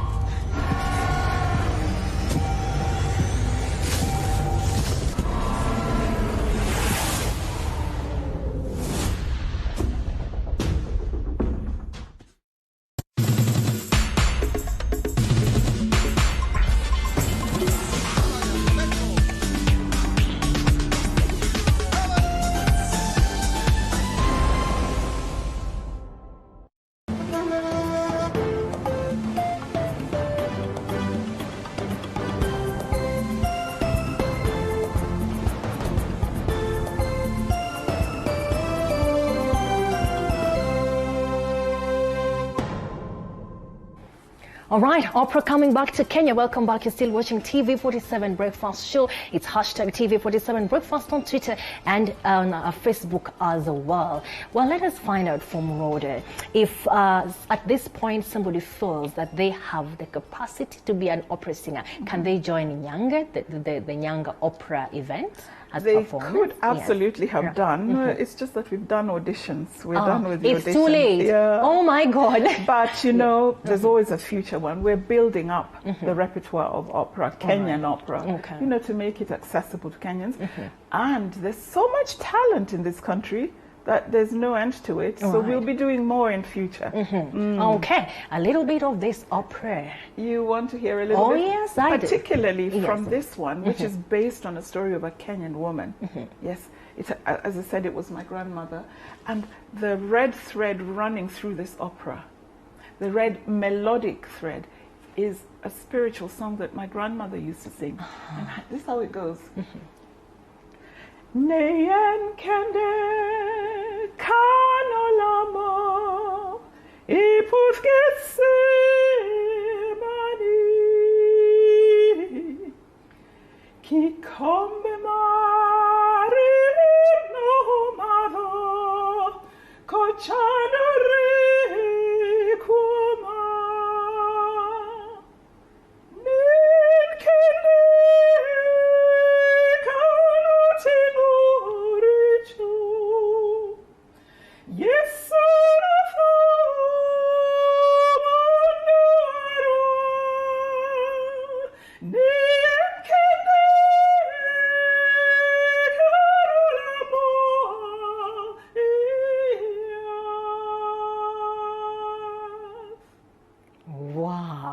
Wow, it is indeed spiritual. You mentioned earlier on, well, I'm really thrown off. That is really beautiful. I think the voice is, you know, it's a powerful instrument. Yes. And you mentioned that the intention of this rebirth of opera, Kenyan opera, is to try and bring back the standard and the value of music into the industry. Absolutely. Yes. Absolutely. There is, for me anyway, I grew up in Kenya, and I have to say that in our time, we don't need to talk dates, but in our time, I believe the music making, musicality was at a very high standard. And then there was some years there in our history where things went another way, and you know, but I'm happy to say that I think there is a rebirth, a kind of renaissance of, there's so many young people interested in music, but not just music, but they're looking, how can I get beyond? How can I go to the next level? And some of them hear me sing or do something and they'll say, how can we? And I'm like, okay, we're going to do things. And opera is one of the things. Right. It's a platform that will expose, will educate and inspire. All right. And most of the times when we watched opera performances, for those of us who love it, it's a lot of theatrical performances. Oh, yes. Is this much what to drama, expect? What are we going to see on stage? Oh, my goodness. Yes. You have something coming. It's going to be lots of drama. Some poetry. This is a village scene. It's a story. In the village it starts, you know. You've got your witch doctor, you've got your chief there, and you've got people doing their sigalagalas and all sorts of things. And there'll be, and there'll be dance. Yes. But instead of speaking, we'll be singing. All right. So it's a performance in theater. If I want to say I love you, I must say it, I love you. I don't just say I love you. Oh my God. Reminds me of the performance of Lion King. Well, before you bless us again with a beautiful opera, what does it take to be an opera singer? Is it just for anyone? Loads of work, loads of discipline, and many, many years. And it's never over. I'm still learning. Okay. I still practice and I warm up. I never get up to sing without warming up. And it takes a lot of discipline. It's like any other thing. If you want to be excellent, you want to do a good job, and you want to continue doing a good job, you've got to be focused, work hard, disciplined, committed, and a little bit of faith doesn't harm. Right. It actually comes a long way. Well, before we get into the date, the venue of the you call it Nyanga. Nyanga opera. Yes. And also just to mention to those... Nyanga is the name of the woman, my grandmother. The one who is her name. Yes. All right. Nyanga, runaway grandmother, because that's the drama part of the story. She ran away. She ran away. The grandmothers run away. No, they don't. Now, come and watch. Oh, so you're not going to tell us even a bit of it. Come and see. Well, and before you tell us now the details really accurately, and also speak to those who want to join the caravan for future performances, because I know there's talent, as you've said, in the country, what they're going to do. Here's your camera. Bless us one more time. I would say take contact. This particular one, yes. That is my camera? Yes, yes. Take contact with Baraka Opera Trust. You can get the details even from the studios here afterwards. Baraka Opera Trust, and it's situated on James Gishuru Road, 157, right opposite Nairobi International School. Because we can find for you teachers, people that can teach you in not just singing, but in performance, generally the performance arts. And there's always help. We try to find help for those with talent. Thank you. Yeah. All right, some more opera. Would you like some more? Oh yes, May I of course. stand? Oh, yeah. Hold on just a bit. Let me get Kedo to actually get you, because I actually thought that would be amazing. You know, your yes, voice. you have to breathe. Yes. You have to use your whole instrument. And your stomach muscles. So sitting is okay, but yeah, absolutely. All right. You know, it's all about breathing well. Right. Breath control. Okay. That is so central. Is opera related to the British culture in some way?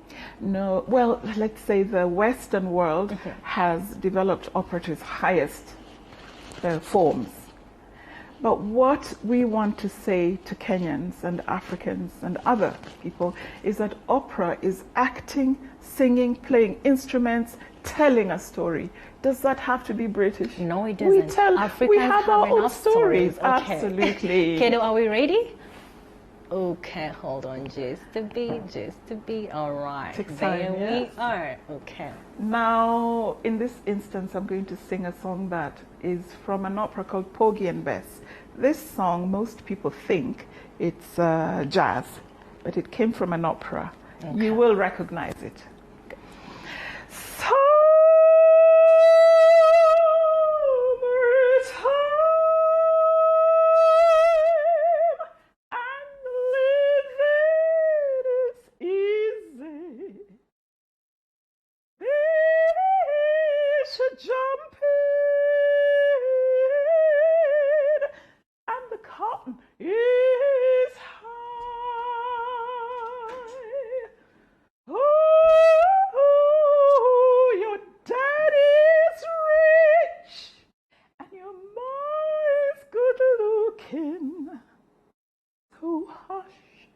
Little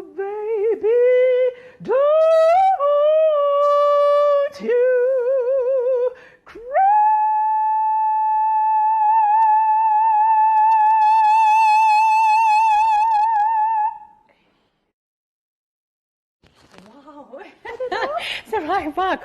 Wow, wow, wow. That is really amazing. That's early in the morning. I know. It's like, you know, give me a bit of time. But before you warm it's a taste. It's a taste. Wow. The Kenyan music industry, you say that you're a musician and a singer as well. What is this going to be injecting into the music industry that will make it or star it in a different way? Absolutely hoping that music people in the music industry, but also beyond, because doing opera, like I said, it's acting, singing, playing instruments, dancing, the choreography, the technical things. You know, you have technical things in your studio, but taking technicals to another level. Why? Opera is acoustic. Right. We don't use microphones, you notice. We've learned to project our voices, so we project everything. So you're also trying to help people, especially singers, learn that you really don't need to have a mic? Yeah, well, something technical, mechanical, in order to do your art. It's all in here, but it takes learning, and that's why we were talking about breathing, breath support, breath control. You have to learn what to do. You have to take control of your instrument, know your biology, and then put it at your fingertips and use it. And get it out. You talked about storytelling and, singing through the narration, and reminds me, and The Runaway Grandmother. Yes. I'm trying to poke a little to get more information. It reminded me of one African book, The River and the Source. By one of our very Margaret Ogole, right? And Akoko, when she becomes a grandmother, she moves from one area and moves with her entire family, and the girls grow up in a different area. If this was to be a performance, for instance, that sounds to me like the seed of a new opera. In my mind, yeah. If this was to be a performance, would we be seeing an old woman carrying her pot in her head and singing going on as the action goes on? Is Singing that the like idea? I do? Yes. But that is the action, the real thing, you know. But of course, the stage director has the right to dress them how she wants. You've got the creative part where you can do what you really want with the choreography, the dress, and so on. But the story would be, the essence of the story would be there. My grandmother, the runaway grandmother, actually ran away when she was 11 or 12. After having met and seen the very first white people in her life. There were missionaries who came with the ox-drawn carts to her village, and they camped there and told about Jesus and life after death and all these things, and vision was born in this little girl's mind.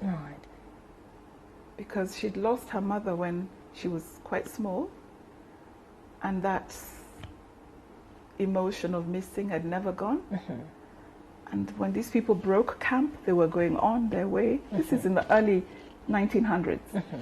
This little girl thought, these people know where my mama is.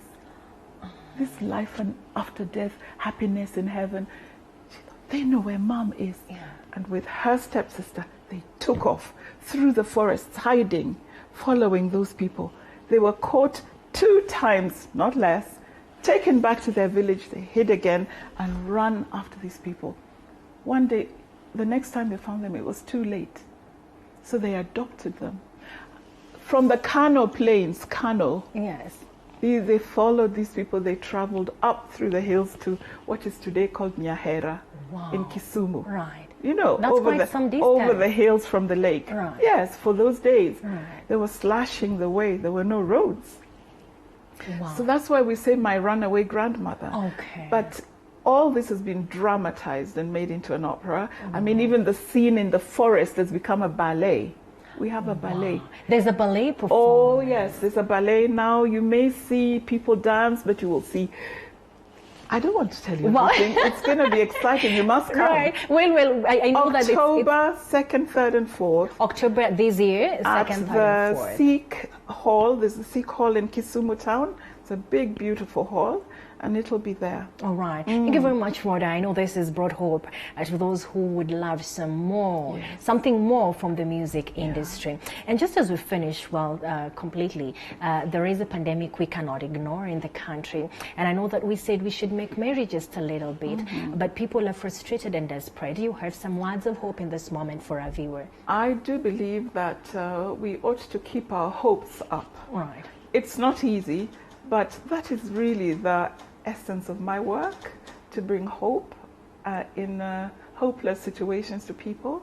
We'll sing, we'll make music until we die. All right. We'll dance, we'll play instruments, we'll reach each other as human beings, because this is not something that you can buy with money, and everybody can partake of it. You don't have to have a talent, but you can sing praises, you can pray in a song, you know. Our Father, who art in heaven, hallowed be thy name, and lots of other songs of hope and of joy. We mustn't forget that we're human beings at the end of the day, and that we have a God that created us and that gave us these things for free. Let us just, in a way, push back the darkness with joy. All right. And because TV47 Breakfast is actually aimed at making merry and making mornings beautiful, as we finish, I know you're going to give me just a little opera with that, TV47 Breakfast and the beautiful mornings that come every day, because that is what we do from Monday to Friday. We make sure the mornings are beautiful and calm and lit in a different way. But as we prepare for that, we've been talking to Rhoda Ondeng about the rebirth or the coming again of opera music, and the details accurately are definitely on our timeline at TV47 KE on Twitter and on Facebook. And should you want more information, we will be able to also give you that information by reaching out to Rhoda. She's mentioned about training, if you want training, and joining the caravan of the performances going forward. Opera returning, the beauty and the value of music. If you feel it like I do, then you know what to do. Wow. Something a bit on TV47 Breakfast and the beauty of this morning's here on opera. I'll sing right now. I'll sing something that is not operatic necessarily, but that can give hope to people. Okay. Amazing grace shall always be my song of praise, for it was grace that bought my liberty. I do not know just why he came to love me so. He looked beyond my fault and saw my need. Hold on a bit. Good. I shall forever lift mine eyes to Calvary, to view the cross where Jesus died for me. How marvelous the grace that caught my falling soul. He looked beyond my fault and saw my need. Wow, wow, wow, beautiful. Well, as we finish, I want you to train me so we can do TV47 Breakfast Show. Well, you've done it. The most beautiful morning show. Breathe deep. Breathe deep. Are we going to do it together eventually? TV47 Breakfast Show. To start your day. The best morning breakfast show. Well done. You did it. Thank you very much for coming. Well, this has been the TV47 Breakfast Show. Don't go too far. Remember, Emmanuel Terrera, as I promised, is bringing you some performance with a magician. Have you ever seen magic happening? Real magic? Well, something like turning a pen into paper? Don't go too far. And we also have a DJ ready to bring the best of music this morning. Don't go too far.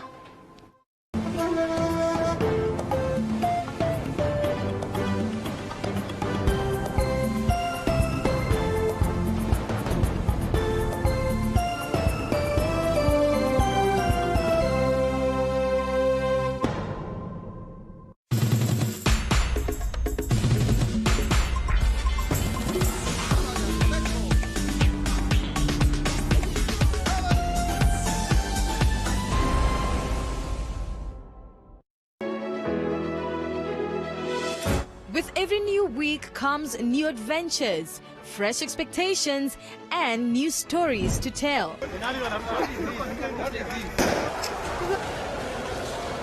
Where others tell you stories as a youth, we will invite you to the table to critically debate. We will continuously recycle the same kind of leaders and the same kind of bad leaders that we end up complaining about later if we do not adopt a value and issue-based political system in this country. Well, of course, here on New Week, we're all about matters youth has...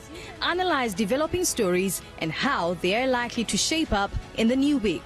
I think youths in Kenya need to find themselves, what they're good at. Where are we in that trajectory as the youth right now? Are we starting where we are? It's more than just a current affairs program.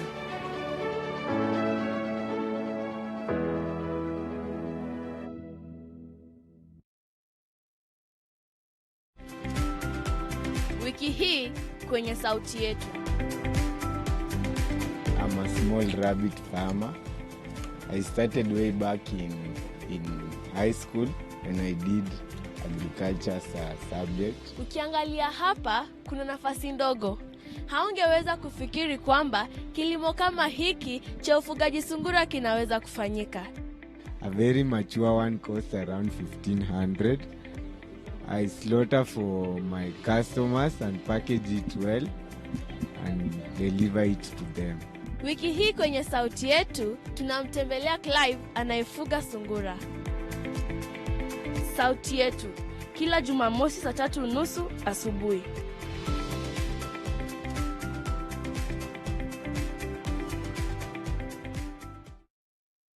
Tufanye Woodley declaration.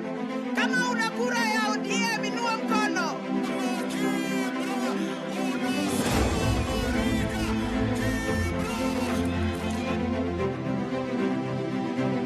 Every electioneering period comes with promises.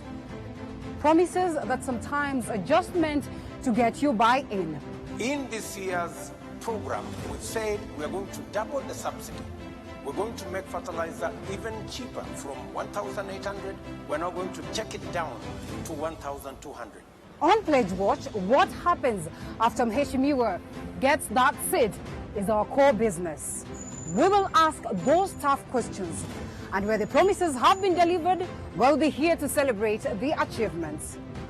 Pledge Watch, where a promise is indeed a debt.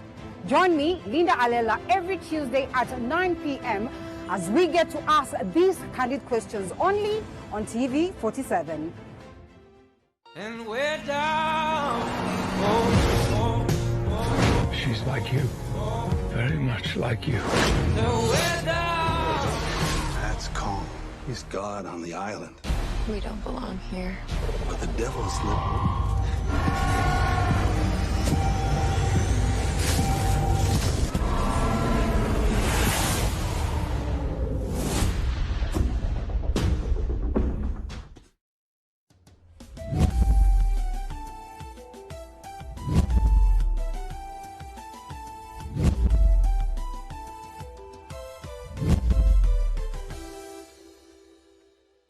I believe my siblings are now 20 million richer.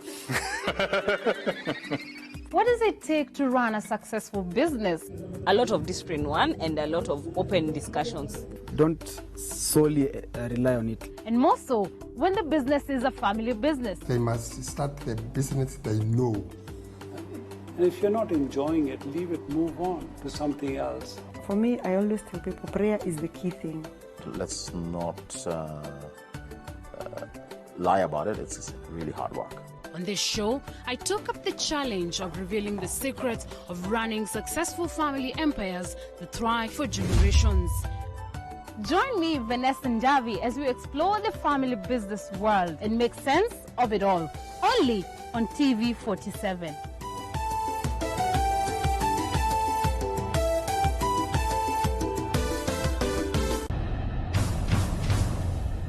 Uandishi wa habari uliokwenda darasani na kufuzu vyema umetua rasmi.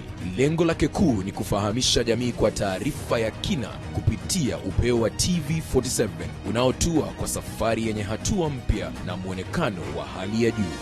Kila Jumatatu saa 1 jioni, Clifford Ndubi na Andrin Kilemi wanaibuka kwa taarifa stadi. Andrin Kilemi atarejea tena Jumanne saa 1 jioni kwa ukurasa mwingine wa habari. Siku ya Jumatano, Salome Muiruri ndiye atakayepasua mbarika ya habari. Na miale ya jua itakapotua magharibi siku ya Alhamisi, Emmanuel Terer na Liz Mutuku watatua usukani wa upeo. Mnamo Ijumaa, Paul Kirobi na Fiona Kenga watadadavua habari kwa njia ya aina yake. Jumamosi haujasazwa, nahodha wako Corazon Safen atahakikisha meli haikwendi mvange.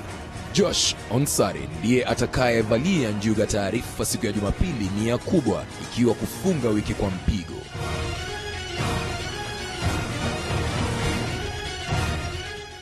TV47, nyumbani mwa taarifa nadra zisizopakuliwa kwingine.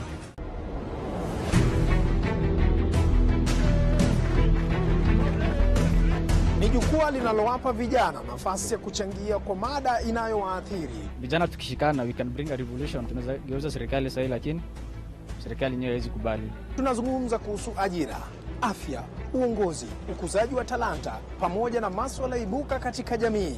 Ni mazungumzo bora inayofungua mlango wa suluhisho kwa masuala tata miongoni mwa vijana. Ungana nami Paul Kirobi kila siku ya Jumatano kuanzia saa 12 hadi saa 1 jioni katika kipindi cha Vijana Mashinani. Wakati wetu ni sasa.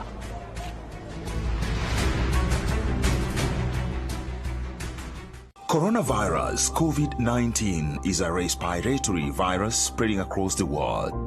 The infection is spread from droplets of coughing and sneezing of an infected person, touching or shaking hands, or being in contact with contaminated surfaces or objects with the virus. The signs and symptoms are fever, coughing, headache, body ache, difficulty in breathing. The disease can be prevented by regularly washing hands with soap and running water. Avoid close contact with people who have flu-like symptoms. Avoid handshake, hugs, and kissing. Also, protect yourself by covering your mouth or nose using a disposable tissue while coughing or sneezing. If you experience these symptoms and you had traveled or been in contact with a person from a country reporting COVID-19, you should isolate yourself for 14 days and seek immediate medical attention or report to the nearest health center. This message has been brought to you by the government of Kenya and its partners. For accurate information on COVID-19, dial *719# or call 719. Follow us on Twitter at MOH_Kenya, at spokesperson GOK, at WHO. Hey, Sospitason, tumefutwa wote. Yawa, pia wewe? Tumeachiliwa. Si pia wewe unaweza anzisha biashara yako? Na hii economy venye iko tough sana. But not too tough for Mwananchi Credit. Tutafanya aje? Si niko na 5 good cars. We can get a quick logbook loan approved within 6 hours. Nataka kuanzisha salon na spa. Hii haitatosa. Si tuko na title deed spare. We can still get more money using them. Get a quick approval within 6 hours using your logbook or title deed. Do not get stuck. Call Mwananchi Credit today. Si nilikuambia. You are a big smart joke. Mwananchi Credit. Investor in people.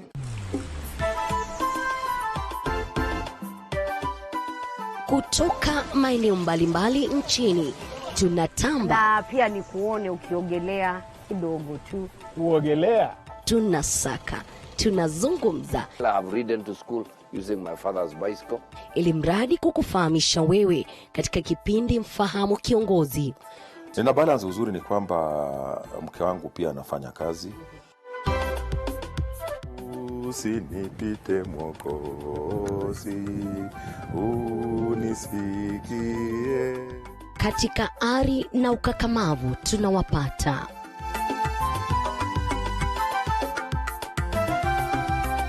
Tunaangazia viongozi waliokuwepo na waliopo kutoka kaunti zote 47 pasi kubagua wala kuchagua. Ungana nami Elizabeth Mtuku kila siku ya Jumatano saa 2 kamili katika kipindi Mfahamu Kiongozi.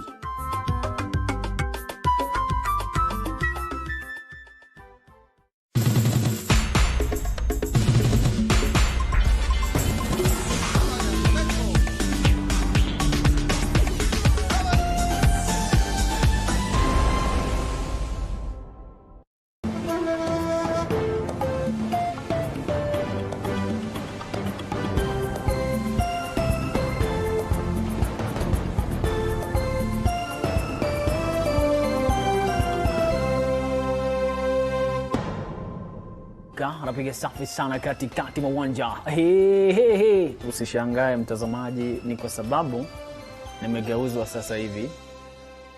Huyu bingwa ni child magician. Bingwa, unafanyanga nini? I normally do magic tricks. Yeah. Unageuza mtu kama mimi sasa nataka kuwa msichana, unaweza nigeuza? No. Magic tricks. Playing with people's mind, fooling people. Fooling people. Yeah. Thank you kwa kutumia word fooling people kwa sababu mwafikiria unaweza kosa mbinguni kwa kufanya? No. Okay. But I don't want to talk too much. I want to give you that chance to practice what you know best. I want to see, including my viewer ambaye yuko nyumbani sasa hivi. Huyu bingwa anaitwa child magician ambaye yeye anafanya kazi, anafanya miujiza, anahakikisha kwamba anageuza vitu fulani, macho yako yanakumbwa na mazinga homeboy. Kazi kwa baba. So should you start with the magic? Yes, nataka kuiona vile. I'll just start with a simple magic as we go on. Okay. So you can confirm kama rubber band iko poa. Iko fine. Yeah, just confirm. Just a normal rubber band. Okay. So hii magic nililani nikiwa primary, so obviously ya watoto, but let's see if it can work on you pia. Okay. Let's see if your brain works. Hawezi nipiga nayo? No. Nataka kushikilia hapa kidole hapa mbele. Okay. Yeah, tight hapa. Sielewi kenye unasema. You hold this way. Okay. Yeah. My finger. Yes. Yeah. Okay. Hold tight. Okay. Unaona it okay. I want you to blow.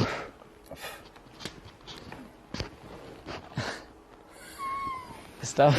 How do you do that? Magicians never do this. So magician bado turudiangi magic, so let me go to another. Kuna kamera ina zoom. Let me do kama kuna kamera ina zoom venye unafanya. Okay. Let me go to another trick. Ngoja turudie ile kwanza. Okay, tutarudia. Hizi ni ngapi? Ni mbili. You sure? Mimi kuna mwelekezi wangu amejua kwamba natetemeka, unaweza nigeuza. Okay, nimekata. Nimekata tena. Nakata tena. How many? 2, si ndio? Mbili. Okay. Paja po. Now watch carefully. Okay. Just look what will happen. 1.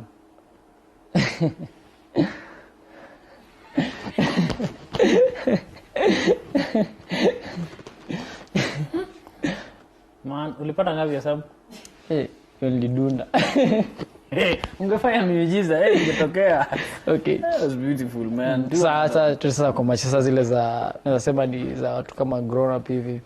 Hii ni ya watoto hii. Yeah, hiyo ni watu wa nursery. But hata mimi nimeikubali, mimi ni mdogo. Nimekubali. So nimeshindwa kabisa. Sasa hapa niko na vitambara. Onje tuko confirm hizo ni ngapi? Ni 3 lakini kama 3 sure. Hebu nisha juu. Hiyo ni moja, yani nisha moja. Okay, hiyo ni red, si ndio? Red. Hii ni pink. Okay, sawa. Hiyo ni green, si ndio? Hii ni yellow baba. Okay. Blue. Hii ni blue. Okay. Sawa, hello. Unaona? Uko tu sawa. Sawa. I'm just good. Nataka uniwekee moja hapa ndani. Just keep on one. Green. That's blue. Yeah. Mwezi color blend. Okay, let's go now. Pink. And that's yellow. In yellow. Okay. 1 2 3 abdakadabra paja pije paja po. Si uko sure umeka moja. Nataka kuelewa language tunasema kwanza. Okay.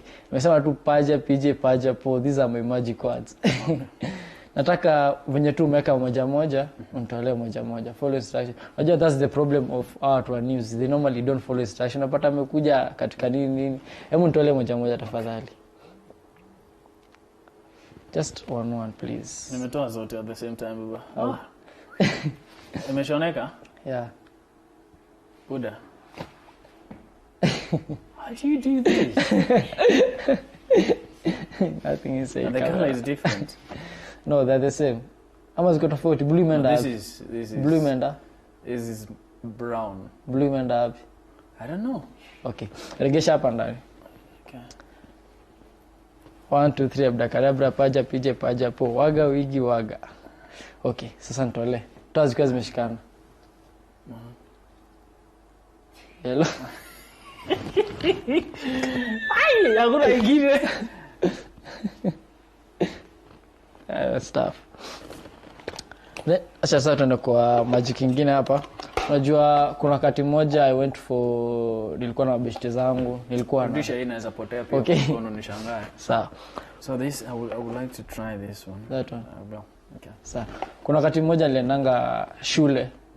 Unajua serikali yetu inapeananga basari. But what I normally do my magic tricks. Unaona? And pia nasaidia. Au kupewa. Yeah, mimi sikupewa. So what I did is this. Unaweza kuwa na any pesa yoyote. Noti. Nimesota by the way. Hujabeba, coronavirus ni mbaya. Sasa hii huwezi shika. Okay, sasa venye unaweza ana, let's view to the camera, nothing inside. Atoe pesa unaona. Kuna sasa mfano wewe, si ndio? Nimekupatia hii pesa sasa. Sasa ni yako, let's assume that hiyo ni yako sasa. Sasa sasa ni yako. Hii pesa mtu angekuambia mtu angekupatia ama K moja, unaweza taka nini? Si K. K, si ndio? K moja, si ndio? Okay, sawa. Sasa hivi unataka ngupea ama unataka nikupe K? Nataka K kama K, si ndio? Kama niko na so guys wenye mnaona tu niko na aka shilingi 100 tu na nikake, so na assume ni yake amenipatia. I'll just keep it here inside. Just do my magic words. Abracadabra, paja pije, paja ko. Okay, wewe mtoto nipatie K moja. You just want K, si ndio? Nikikupatia K utaipeleka wapi? Unaweza aje yani? Sasa hii kwa sababu ya hii quarantine. Naenda kwa mamashi. Kwa mamashi, si ndio? Okay, sawa. Unajua mimi normally don't break promises. Yes, you are K. Shika K yako, mtaka yote, ukosa yote. Hii ni K umepatia? Si ulikuwa nimekupatia soka katoka na mimi nataka K, si ndio K yako? Kama unafanya mnyuzie mama shini nani? Si unafanya Buddha. Hata confirm ndani. But how do you nothing still. Ndio nimesema nataka 1000 by the way. Yes, ungesema 1000, so umesema unataka K. Okay. Si mimi peke yangu nashangaa. But I want this thing is really okay. Mazee mpaka nadhani mawazo yangu haikuji vizuri. Buda ni mazinga ombo huyo anayofanya. Not mazinga, this is just magic tricks. Ya mbwa? Yeah, this is the same. Hizi ni nasema ni handcuff. Unajua zamani watu walikuwa na pingu. So kile walikuwa wanafanya walikuwa wanatumia these ones. Unajua sasa mimi kupata hiyo pingu ya maskari ni tricky. So kama unaweza ona kama wewe umeanza kuwa mwizi. Uko na deals. Shika hizi kwanza. Sasa ni kwani season za yako si kesi ni yako utapeleka kwa machine. Buda inaweza niletea corona. Kuna venye unaweza ka chini ya mattress afu ichange kwe so yako ama 1000. Sasa bakia nayo tu. Okay, sasa nataka confirm kama hiyo chuma iko poa, if yani metallic kama iko ngumu. Na this kweli. Kwa sawa. Alafu hapa niko na padlock. Hizi zimetoka tu kununua, as you can see they are just new. But bado unaweza confirm unafungua you just see kama ziko sawa. Angalia kama inaweza jifungua. Just unafunga, unavuruta, just check. Hivyo iko sawa. Iko sawa. Hii inatokana pia? Yeah, hizi jifungua. Okay. Si ndio? Iko sawa. Iko sawa. So ngitoa iko fiti. Okay. Na confirm unajua wewe unaweza kumdanganya. Iko sawa? Na nyingine, ya dhon. Nishikie hii pia. Man. Hiyo ni miujiza. Kwa sawa, si ndio? Kuanguka kwa mkono ni miujiza pia. Ni mazinga ombo. Kwa sawa, si ndio? Acha sasa tuache maji kando kidogo, pending. We go to another. Unajua labda watu wanaangalia wameshtuka sana. Unajua ni vizuri pia mtu acheke, ama unasemaje? Mtu akiangalia pia anacheka. Nimekuja hapa na props 2. Ningetaka niwatumie. Okay. Yeah. Mala majamaa. Okay, Shakur and the other guy. Naweza kuja niyo stuff hiyo box. Unajua watu wanashtuka katika TV, lakini pia ni vizuri mtu akiangalia hizi vitu. Hii ni ya corona. Hii ni ya corona hii. Hiyo kivalia hivi. Hizo nipata. Weka hiyo box hapo. Okay. Acha niwasongee. Anataka tu asimame. So tujipange wapi hapo? Haina, nataka tu asimame hapa mbele. Ili hata mpia ndasimama. Okay. Yeah. Sticker itoki. So mimi pia nisimame Yeah. Sasa hapa hivi I have my just bottle. Kidogo mic yako angalia iko sawa. Sasa hapa hivi niko na bottle. Na unaweza niambia jina lako unaitwa aje?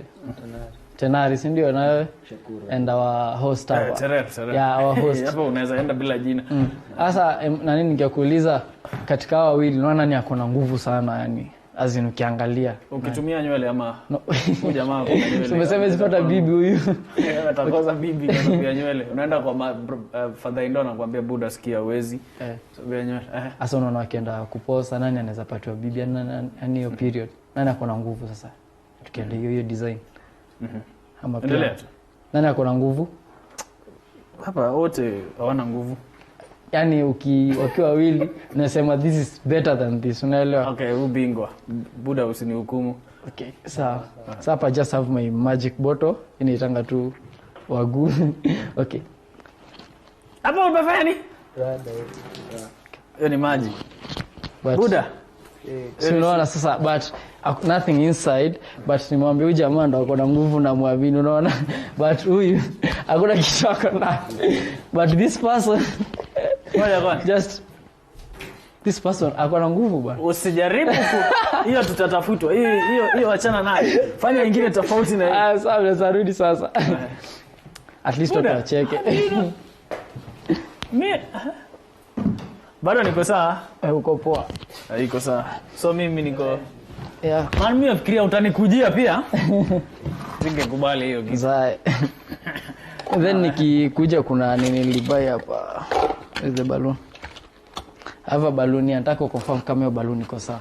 Sasa kama mtazamaji uko hapo na watch just carefully kwa macho yako just iangalie tu hapo. Hii balloon iko sawa? Hata sije kama mdomo wangu unaogopa corona. So unaweza tu puliza kidogo. Wewe mwenyewe. Ama mimi nipulize, si ndio? As you can see this is just an empty box, magic box, ndio.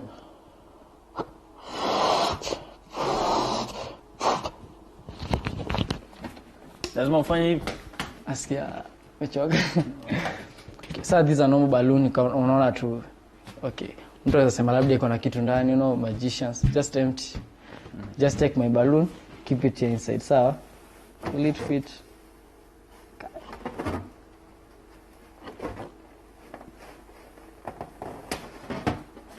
There is my balloon. Na hapa niko na pen, normal pen. Sawa? This is my box. Now you repeat my words, sawa? When I say waga wigi, okay, when I say hiyo unaweza kuwa unanitukana. When I say waga wigi, say waga wigi, sawa? Okay, waga wigi. Wagura. Paja pije. Hiyo nyingine nakata. Paja pije. Paja pije. Oh. You know what this is? This is my dove. You love it? No, Naji. Man, I'm going home. What is this, man? Huh? Unataka? At the end of the day. Mimi siwezi chukua vitu hapana.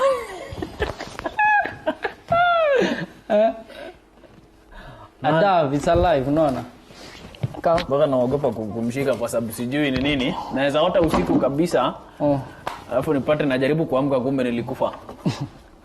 Okay. Man, let us go to another trick now. Okay. This one. Yeah, this one. Sindio? Nataka usaidie hiyo coat yako. Yeah, hiyo coat. Okay. The jacket from. Yeah, the jacket. What was the name of that guy? Shakur. Anaitwa Shakur. Anaweza sema maybe umekama hapa. Can you now cup. transform the balloon? Hiyo dava kwa balloon? Yeah. I want you to confirm kama hiyo coat yake iko na kitu. Sawa. Confirm kama iko na anything inside. Just watch carefully. Jamii kuna time mascara shinishika but akashindwa nilipotea aje. Sasa nataka kuonyesha venye nilipotea. Mimi nataka ufanye hivi. Nataka kitu ufanye saa hii. Moja kubwa sana. Gani? Yule girlfriend mwenye unamkatia na kataa. Hai, umejuaje kali nikataa kwanza? Jipate kwao. Umejuaje kali nikataa? Huyo waga. Anaitwa waga. Alikataa. Okay. But ina shida. Jipate kwao. Kupeana mahari bila kukubaliwa. Now, sasa this chain sasa. Ndaka ushikilia hapa juu. Sawa. Ama acha nikushikie sasa, wewe ndio utafunga. Funga. Okay. Moja. Yeah, zikiwa mbili hivyo. Unafunga juu kabisa, you make sure they are tight. Unafunga design mtu elewa. Hizi kaza yani. Okay. Hiyo umekaza? Okay. The other one. Kii kana. Okay. Sawa. Sasa shikilia hapa juu. Nikufunge mkono mwingine. Funga nyingine sasa. Okay. I love the fact that Winnie Maganga mwelekezi wangu anazubaa. Funga tight. Nashangaa vile hivi vitu itafanyika. Mpaka saa hii anasema hawezi kuja tena hapa. Okay. Nice. Niko na vifungu vyote viwili. Okay. Sasa hapa niko na si umeona? Unaona aje? Naweza toka hapa. Si rahisi. Kama unataka kunivuruta. Iko sawa. Sasa hiyo coat weke hapa juu. Okay. Just nifunike yote. Funiko utoe. Okay. Toa. Yeah, sasa umeelewa. Sasa tunafanya faster, si ndio? Okay. Kwambia weka toa. Sawa. Okay. Weka. Toa.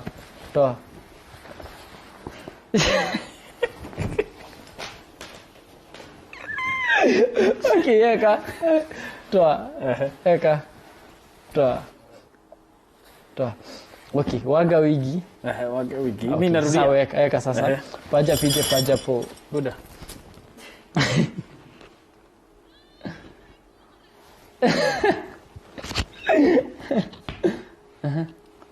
Man, how do you do it? Magicians never reveal a secret. Unaonaje ukiwa hapo katika mtazamaji, usishangae sana kwa sababu hata mimi kusema ukweli leo kwa mara ya kwanza katika ardhi ya Mwenyezi Mungu nimekumbana na mazingaombo yale yote ambayo tunayaona. Ni macho kweli hii. Man. So that is ukifungwa tu ukatoroka mara ya kwanza. But now can you kunaweza rudisha balloon? Yeah, naweza rudi. Ikwe balloon. Yeah, that davi rudi kwa balloon. Okay. But in another prop sina hapa. Anasema ana hapa. Nimesauka mnyo prop. Let me see something hapa kuna tunachukua. Jesus ya Friday anaitwa Child the Magician. Inamaanisha kwamba mpenzi mtazamaji, ardhi ya Mwenyezi Mungu kuna talanta aina yake. Unatafuta nafasi ya kuwa na talanta ndo ujipatie nafasi ya kuishi vile vile. Usikose, najua kwamba runinga TV47 inakupatia ushangao kila wakati. Pia kama unatufuatilia tuma arafa kupitia 2207 na vile vile kupitia Facebook TV47 Kenya na vile vile at Twitter at TV47KE at Sefan3 at Terere Manuel 21. Unaweza geuza Kiswahili changu kio Kiingereza si? Unaonaje nikugeuze kidogo? Siwezi kubali bwana. Haya, sasa hapo hivi niko na sponge ball, just a normal sponge ball. Sasa my empty sinaona mkono wangu iko empty. Just watch carefully. Mtu wa kamera akufuate pia sio? Hakikisha kwamba upotei. Man.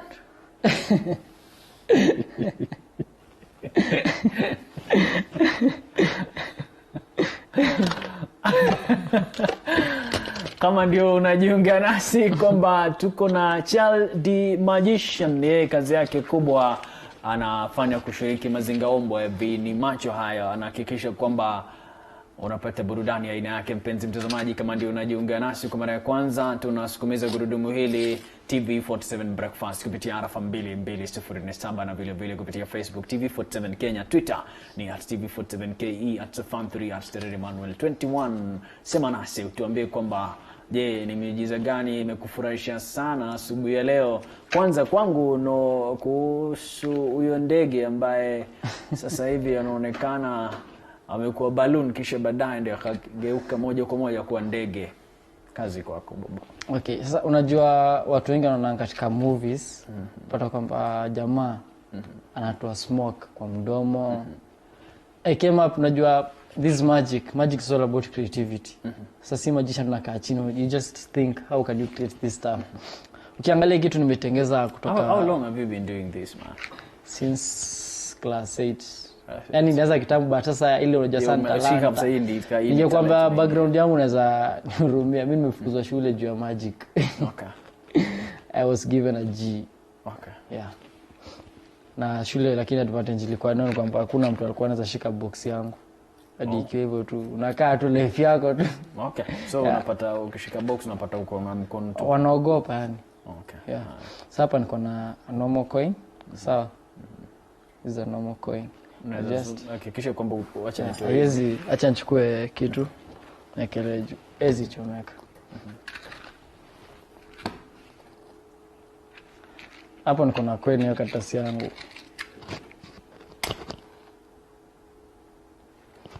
Acha let it burn kwanza.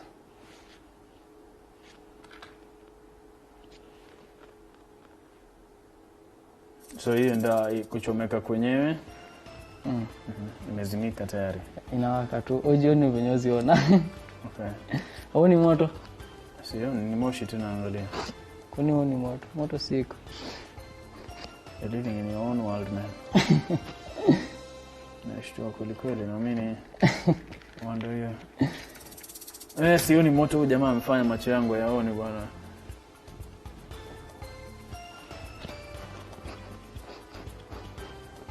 Umeteketea kweli sio?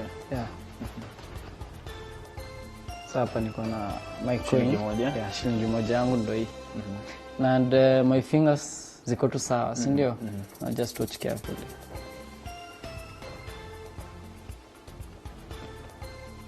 Unaona nini? Moshi. Natoka wapi? Vidole vyako rudi.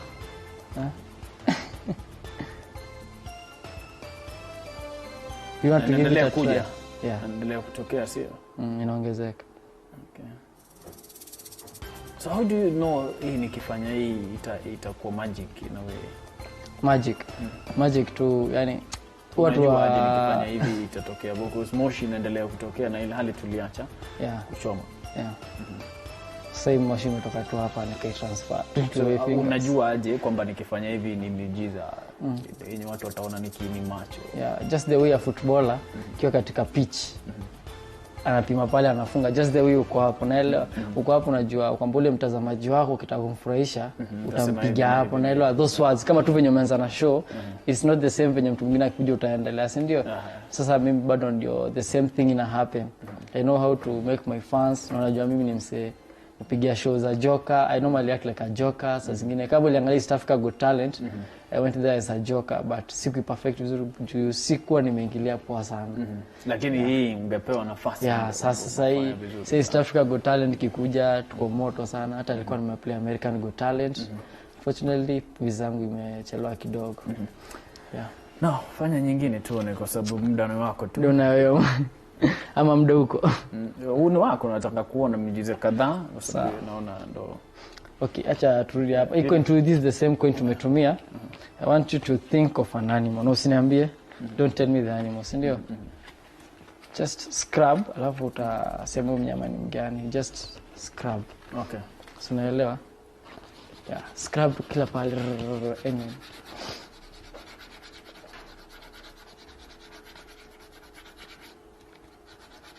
Niambie ni mnyama gani huyo? Kama ni nini? Unaweza tokea mnyama anything. Yes, yenye kichwa chako. Rabbit. Maliza kuscrub uonyeshe kamera fresh iko poa. Rabbit. Ulikuwa umefikiria rabbit? Kusema kweli. Nilianza kufikiria monkey nikafikiria inonda. Sikaacha hiyo, nikaachana nayo. Ukafikiria yonda. Hapa niko na my magic cards. Hizi tu ni cards na ni mpya tu nimetoka kuzibuy. I want you to shuffle the cards. Usicheza karata? Hapana. Kwa nini? Mimi sipendi kusoma kweli. Mtoto ama ilikuwa inatupotezea wakati wa kusoma. Kweli. Yeah, sasa mimi sisi tumina I generally just use them for I know I don't play these things kama ni mtoto uko hapo. Avoid these mwingi sana bwana labda zawadi zako. Hii inaweza leta shida. Yeah, tole peleka mahali hapo kidogo. Sawa. Hii inaweza pata sina pesa kwa mfuko alafu nijaribu kufikiria kumbe ulienda nayo. Okay. Cause advice kwa watu wako hapo sicheze karata si nzuri. Zinaribu wakati kama venye nani amesema. Hizi nazitumia tu in my just kazi, nazitumia tu unaelewa but wasitumie kama ni maisha. I want you to shuffle the cards. I will try. Nisijaifanya just try to. Uko poa sana.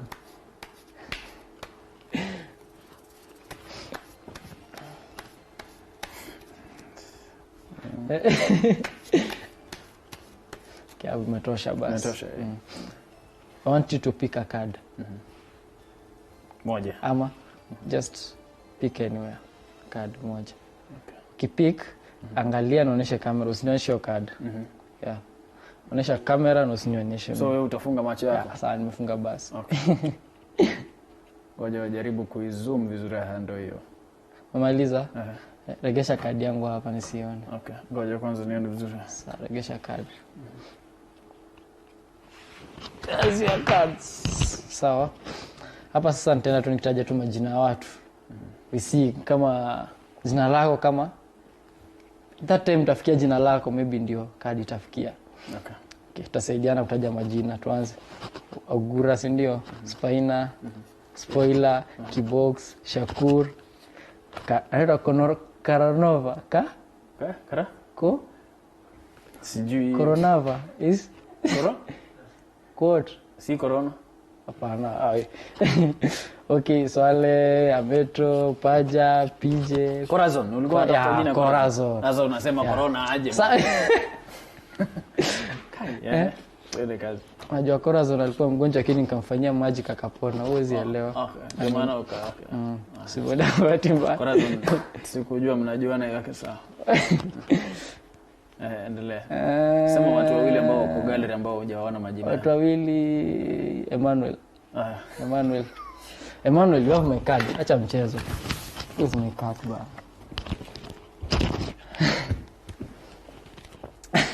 Na umemtaja mtu gallery akaingia chini anaitwa Emmanuel Inonda. Ndio hivyo. Is that your card? Bila shaka. Sioni vizuri lakini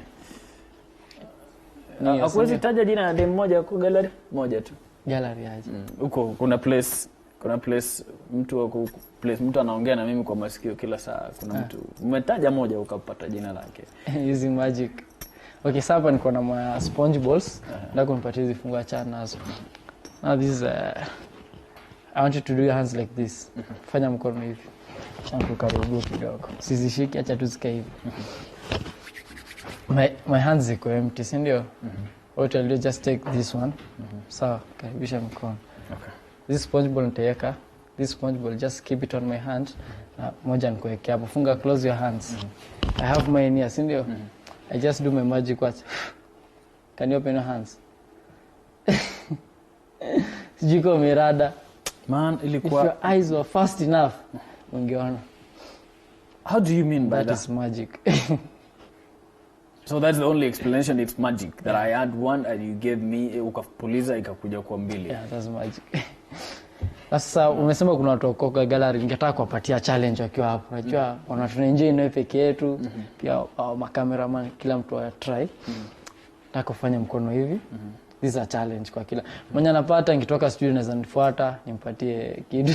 Na hiyo pesa labda ni uongo pia kwa sababu ni miujiza inakuwa. Sindampatia acha ununulie chapati direct aone chapa. Ama ataisi after that. Okay. Afanye mkono mmoja hivi. The other hand. Endelea. Do like this. Just sifuati vizuri. Mbona mimi siwezi fanya hivi? Haiwezi fanyika. Sasa ndio hiyo. Sasa jaribu tena, tufanye tena kwa sababu kuna mtu huko gallery anaitwa Kolo. Huwa anatafuta mattress. So pia. Unaona. Okay. Yeah, go like that's so it's really hard. Yeah, it's hard. But your son ability ni kitu na practice after some time inaanza kuwa utaelewa. Okay. You done? I'm done. Maybe nilikuwa sema mrudie magic. Yeah, this one is really tough. So okay. Sema turudie. Because of time tunamalizia but I know shika hapo mbele na nguvu. Unaona? Want you to blow.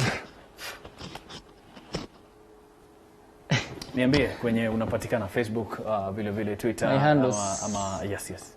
Mimi naitwa Chel the Magician, na jina nipata to the same name Chel the Magician, Facebook Chel the Magician, everywhere YouTube Chel the Magician. Na mtu akikuwinda bwana sasa hii unafanya wapi miujiza yako sana? Kitaka kunipata I have a show 11th April pale Mombasa. It's a big show, takuwa na Sleepy Dave is the host, I'm the guest. Okay. But sasa story ya corona. Jika bado show iko. Tunaomba Mungu kitu kimoja, tunaomba Mungu. Asante sana kwa kuja bwana Chel the Magician. Kuna mtu ambaye anasema kwamba sura yako nzuri dada moja, kwamba ufai kufanya kazi hii ila enda kwenye fashion. Ndio shughuli nzima. Mpenzi mtazamaji, asante sana kwa kushare nasi. Nimwambie kuna mtu anataka kusalimia hapo home. Okay. Yeah. Tutakusalimia. Hapana. wasi wamekuwa na support sana katika jamii yangu. I guess kamera ni ama hii kusalimia watu wako hapo kwanza Wagura penye huko, nakusalimia sana ukiwa tu hapo Kambani. Yeah, it's been a long time. Na mtu mwingine ni kusalimia Buju Spina Spoiler, that's one of my great fan. Man Kiendelea pale kuna Kibox. Huko na route za Waluya. Unajua Kambani ndio unasema kuna wachawi. Sasa mimi nimetoka Kambani. Unajua mimi nitoka Kambani na nikasoma Tanzania. Sasa hapo ndo shida iko. Kama mtu wa kamera anaweza nichukua. Unachangao by the way. On a serious note, you coming from the Cumberland. Yeah. Na nimesoma Tanzania. Kama Kavuku unaona hii, tafadhali nahitaji miujiza saa 7 baada ya hapo. Asante sana mpenzi mtazamaji kwa kusalia nasi. Nashukuru sana kwamba wale wote wamefanikisha makala haya, lakini kabla tuondoke naarifiwa kwamba Corazon yupo, lakini balloon lazima tuturudishie bwana iko balloon. Mabeba na miujiza sasa hii. Hapa I have just my hapa. Where is the camera? Ndio. Camera. Okay. I just have here kitambara. Hii nani inapelekea nani? Kibox, one of my great fans. Man, that's too shocking. Corazon ameenda. Umeona Corazon akitoka? Beautiful. Dav nataka iko balloon, unaweza? I think next time ushiona Dav na chinjio na kwa rabbit, maybe that would be good. Oh, hiyo ya rabbit. Yeah, I'll come from that. Manuel Inonda, tumepoteza leo, lakini nashukuru sana. Asante kwa kuja baba. Kila laheri katika shughuli zako, maandalizi ya Mombasa bila shaka. Mpenzi mtazamaji, tunachukua mapumziko, tukirejea tutamtuliza roho Corazon kidogo, kisha turejee katika shughuli ya kuhitimisha. Usikwende popote. You rich boy.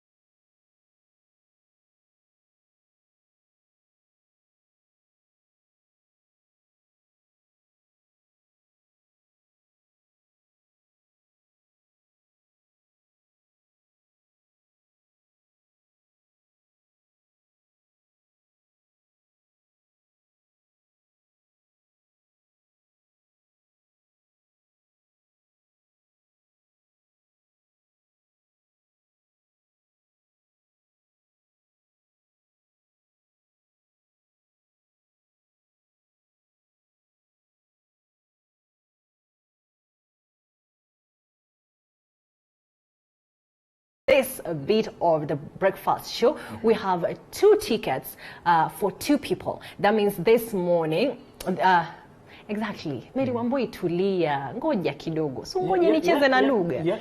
Yako kuna vile hii miujiza. Miujiza inakufanya. Usijali, by the way. Let me put this together. All right, we have a gift for 2 people. So 2 people are going to be winning 2 tickets, courtesy of TV47 Breakfast Show, to go and watch a movie at Anga IMAX. But before we talk about this ticket, yeah, there are actually 4 tickets for 2 people. So each person wins 2 tickets. First of all, check the trailer of the movie. And initiate sequence. Tell me, do you remember anything? Do I know you guys? I don't think so.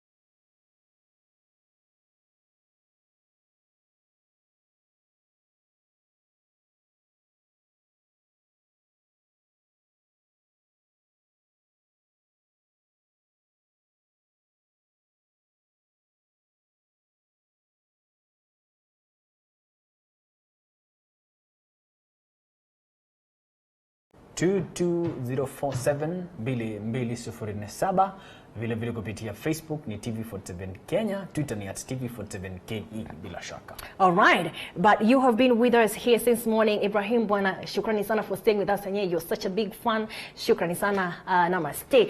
Morris Junior, you say budget imeenda juu kwa PM alikuwa anazungumza kuhusu kufurahisha mwanamke na kujenga ndoa.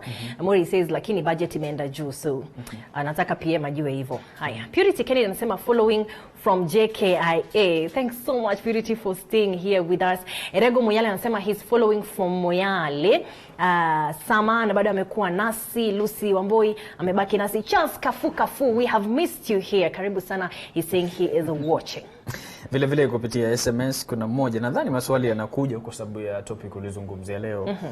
I'm Bob from Oyugis na demu wangu aliniacha, nampenda sana, nitafanyeje? Ndilo swali, kumbe wakati huo tunge tupo kwake. Lakini vile vile kuna mmoja anasema, anauliza tena swali, lakini na mimi vile vile tutafuatilia kupitia Twitter na Facebook kupatia majibu. Katika ndoa mume na mke ni sawa kuabudu katika makanisa tofauti? Naamini kwamba PM, kwa sababu aliambia kwamba you can actually tag him on the questions that will come, but we're going to tag PM, so watch out at TV47 Kenya and at TV47 KE on Twitter and Facebook respectively. Midamu Andondo says she's still here watching. Lazizi Omar anasema nawapata hewani. Lazizi Omar ni Mswahili, rafiki yangu moja, anapenda Kiswahili sana Lazizi Omar. Anasema tupata. Joseph Sangoro anasema kwamba tuned kabisa, shukrani Sangoro, namfahamu huyo. It's good to receive support from the village, you know. Right. Inakuwa hivyo, like sasa hivi hata kwanza watu wengi wanahujuru kutoka mjini wanaelekea moja kwa moja katika mashamba sasa. Okay. 2 minutes to go as you win your tickets. Thank you very much for tuning and choosing TV47 Breakfast Show this morning. We do know it is a difficult time, but as we exit terrain, how do we greet each other in this season? Now that we know that we this part and I come back. Now you have to know that there are different ways of saying hi to someone. But kwanza kabla ufanye hivyo, mbona nikwepe kukusalimia? Ni kwa sababu umeenda ukanawa mkono, either umetumia viua vija, your sanitizers, ama viosha viganja, tunasema hivyo kwa Kiswahili. Saa hii unaweza tumia vizuri ukishanawa. Kwepa sana kushika macho yako na vile vile pua na mdomo na masikio vile vile. Lakini wakati huu ninakusaidia pakubwa ni kukwepa salamu. Naam kabisa. Kutumia kiwiko, ndio aina ya salamu. It's called an elbow shake. It's not a handshake anymore. Bila shaka. Kabisa. Ni moja. Vile vile namaste. Namaste. Hivyo tutafanya salamu ya mwenzako hivyo. Kabisa. Vile vile kuna chobea. Kama unajambo mwenzangu, waendeleaje? Siku mingi kabisa. Hiyo ni chobea. Vile vile kuna mmoja, watu wengi wanaamua kufanya saluti. Kabisa. Lakini kuna punga. Kuna punga, kupunga hewani, hand waving. But then also if you want to use your fingers, you can just say hello. Hello, hiyo inafanya pia. Hello, how are you? You can say hello. Ngoja sijamaliza. Hello, how are you? Or the second finger, hello, how are you? Kwenda huko. Tatu kaa nayo. Or you can actually do the leg work, you know. Wasijaribu kuonesha. Tafadhali. But one of the things that kuna moja kabla uende kwa one of the things, mtu akumekuja kwako na labda utaki ueleze, aelewi kwamba utaki mkono wako utoke weka kwa mfuko, ataelewa mwenyewe, lakini kisha baadaye umwambie si madharau, tunakopa corona. Haya basi, nina sekunde 30 tu basi sitakuambia mengi until Monday with this breakfast show, but I'll be seeing you tomorrow on Upewa TV47 awamu ya saa moja. My name is Corazon Safan. Thank you very much for choosing TV47. Bila shaka, na kuna moja inaonda anasema kabla niondoke. Ni kuna sekunde 20. Hii ni kufanya kukonyeza. Unakonyeza mtu anaelewa. Wanaume hufanya hivi mara kadhaa. Kwa heri, jina langu ni Emmanuel Terera. Shukrani.